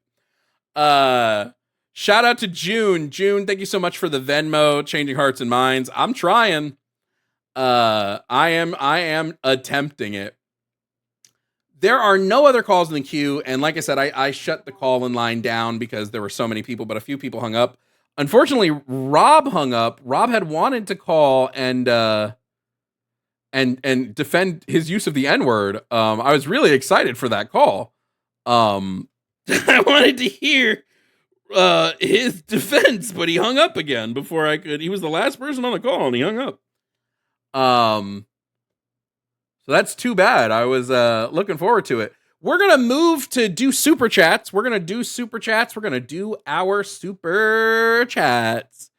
We're gonna do our super chat with silver buttons. We're gonna go through all of the super chats that we received today. Thank you to everybody who was here and watching stream. Let's just read through our super chats from the day. First and foremost, from Sejul said, "This is so funny. Rhymes with Yahtzees are so funny." That's crazy. Thank you, Sejul, for the super chat. Also from Sejul again, ICE agent in Nuremberg too. I was just doing my job. Literally, that was if you don't know what the Nuremberg trials were, they were the trials held by the Allies against Nazi party and Nazi head leaders, and a lot of the defense used by people being held responsible for their crimes in World War II were just like, well, I was just doing my job, man. I was just doing my job. Yeah, I was just doing my job. I don't think that works at all as a defense. From Lando Production said, "What do you think about Dean and Parker?" They're fine. I mean, they're getting young people into politics. I'm not the biggest fan of their debate tactics, or I won't say tactics. I'm not the biggest fan of the way they debate. I think Parker specifically tends to let a lot of things go mid-conversation that I think he should like nail people down on. And I think Dean tends to be a bit more, how do I want to define? I don't know. I'm also not a fan of like shouting out tips and donations and stuff mid-conversation. I think they should shout out people who support them. I feel it's weird when you do it like mid-conversation. Overall, I think they do like a net positive in terms of getting people into politics, getting people to like critically think politically. There's just some things that I'm just not a fan of their debate styles on. So, from Joanne said, "This guy is delusional. Black people experience a different America than white Americans." True. It really do be two different Americas. It really do. It really do be two different Americas. From Alex said, "Caller, there is racism in the Army. You can have a bad NCOIC or you don't get called for promotion boards. Some NCOs are poop." Yeah. I don't know enough about the Army. From SatServe said slavery created a master race for sports. Huh?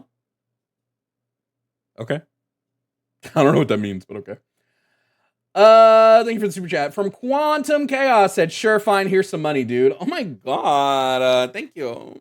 No, I'm just kidding. Thank you, Quantum Chaos, for supporting the stream.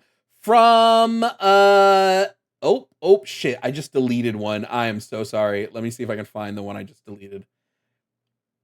Really quickly. Here it is. From Zach Carter. Zach Carter said, well done, Jovan. Thank you, Zach. Thank you for the super chat.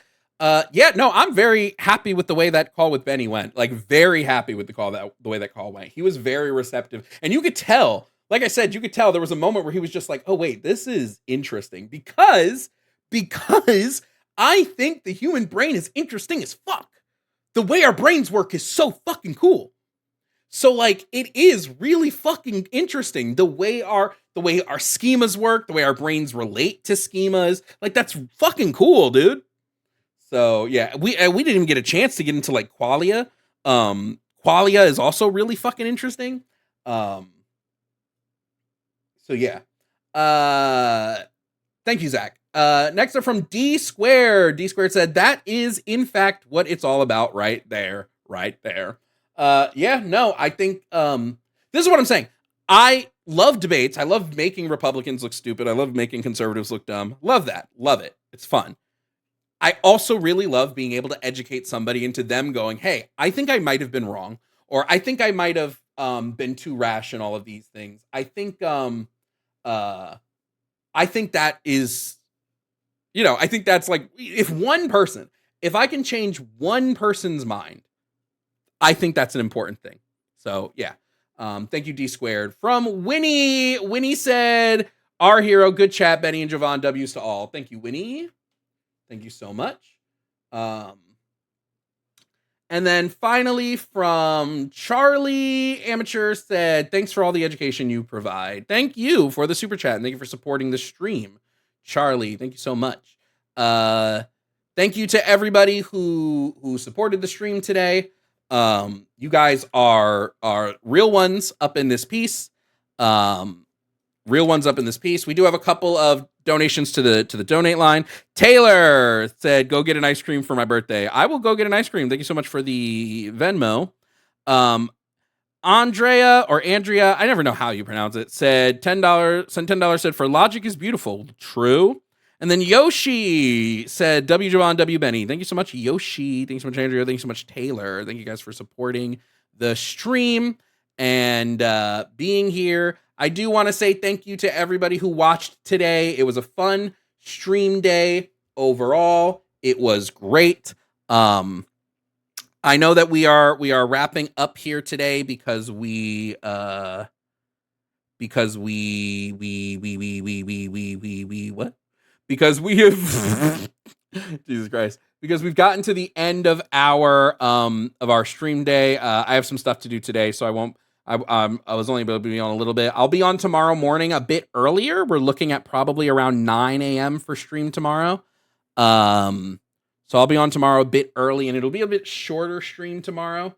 Tomorrow's stream, we're probably looking at only like 2 hours, give or take. So get here early if you want to get here for debates tomorrow. Get here early, like I said, because we are the world. We are the children. Because we're gonna be here a little bit shorter time, a little bit shorter time than usual tomorrow, just so everybody can be aware of that. 33. Okay. That is it for stream today, everybody. That is it for stream today. Thank you for being here. Thank you, everybody, for hanging out with me.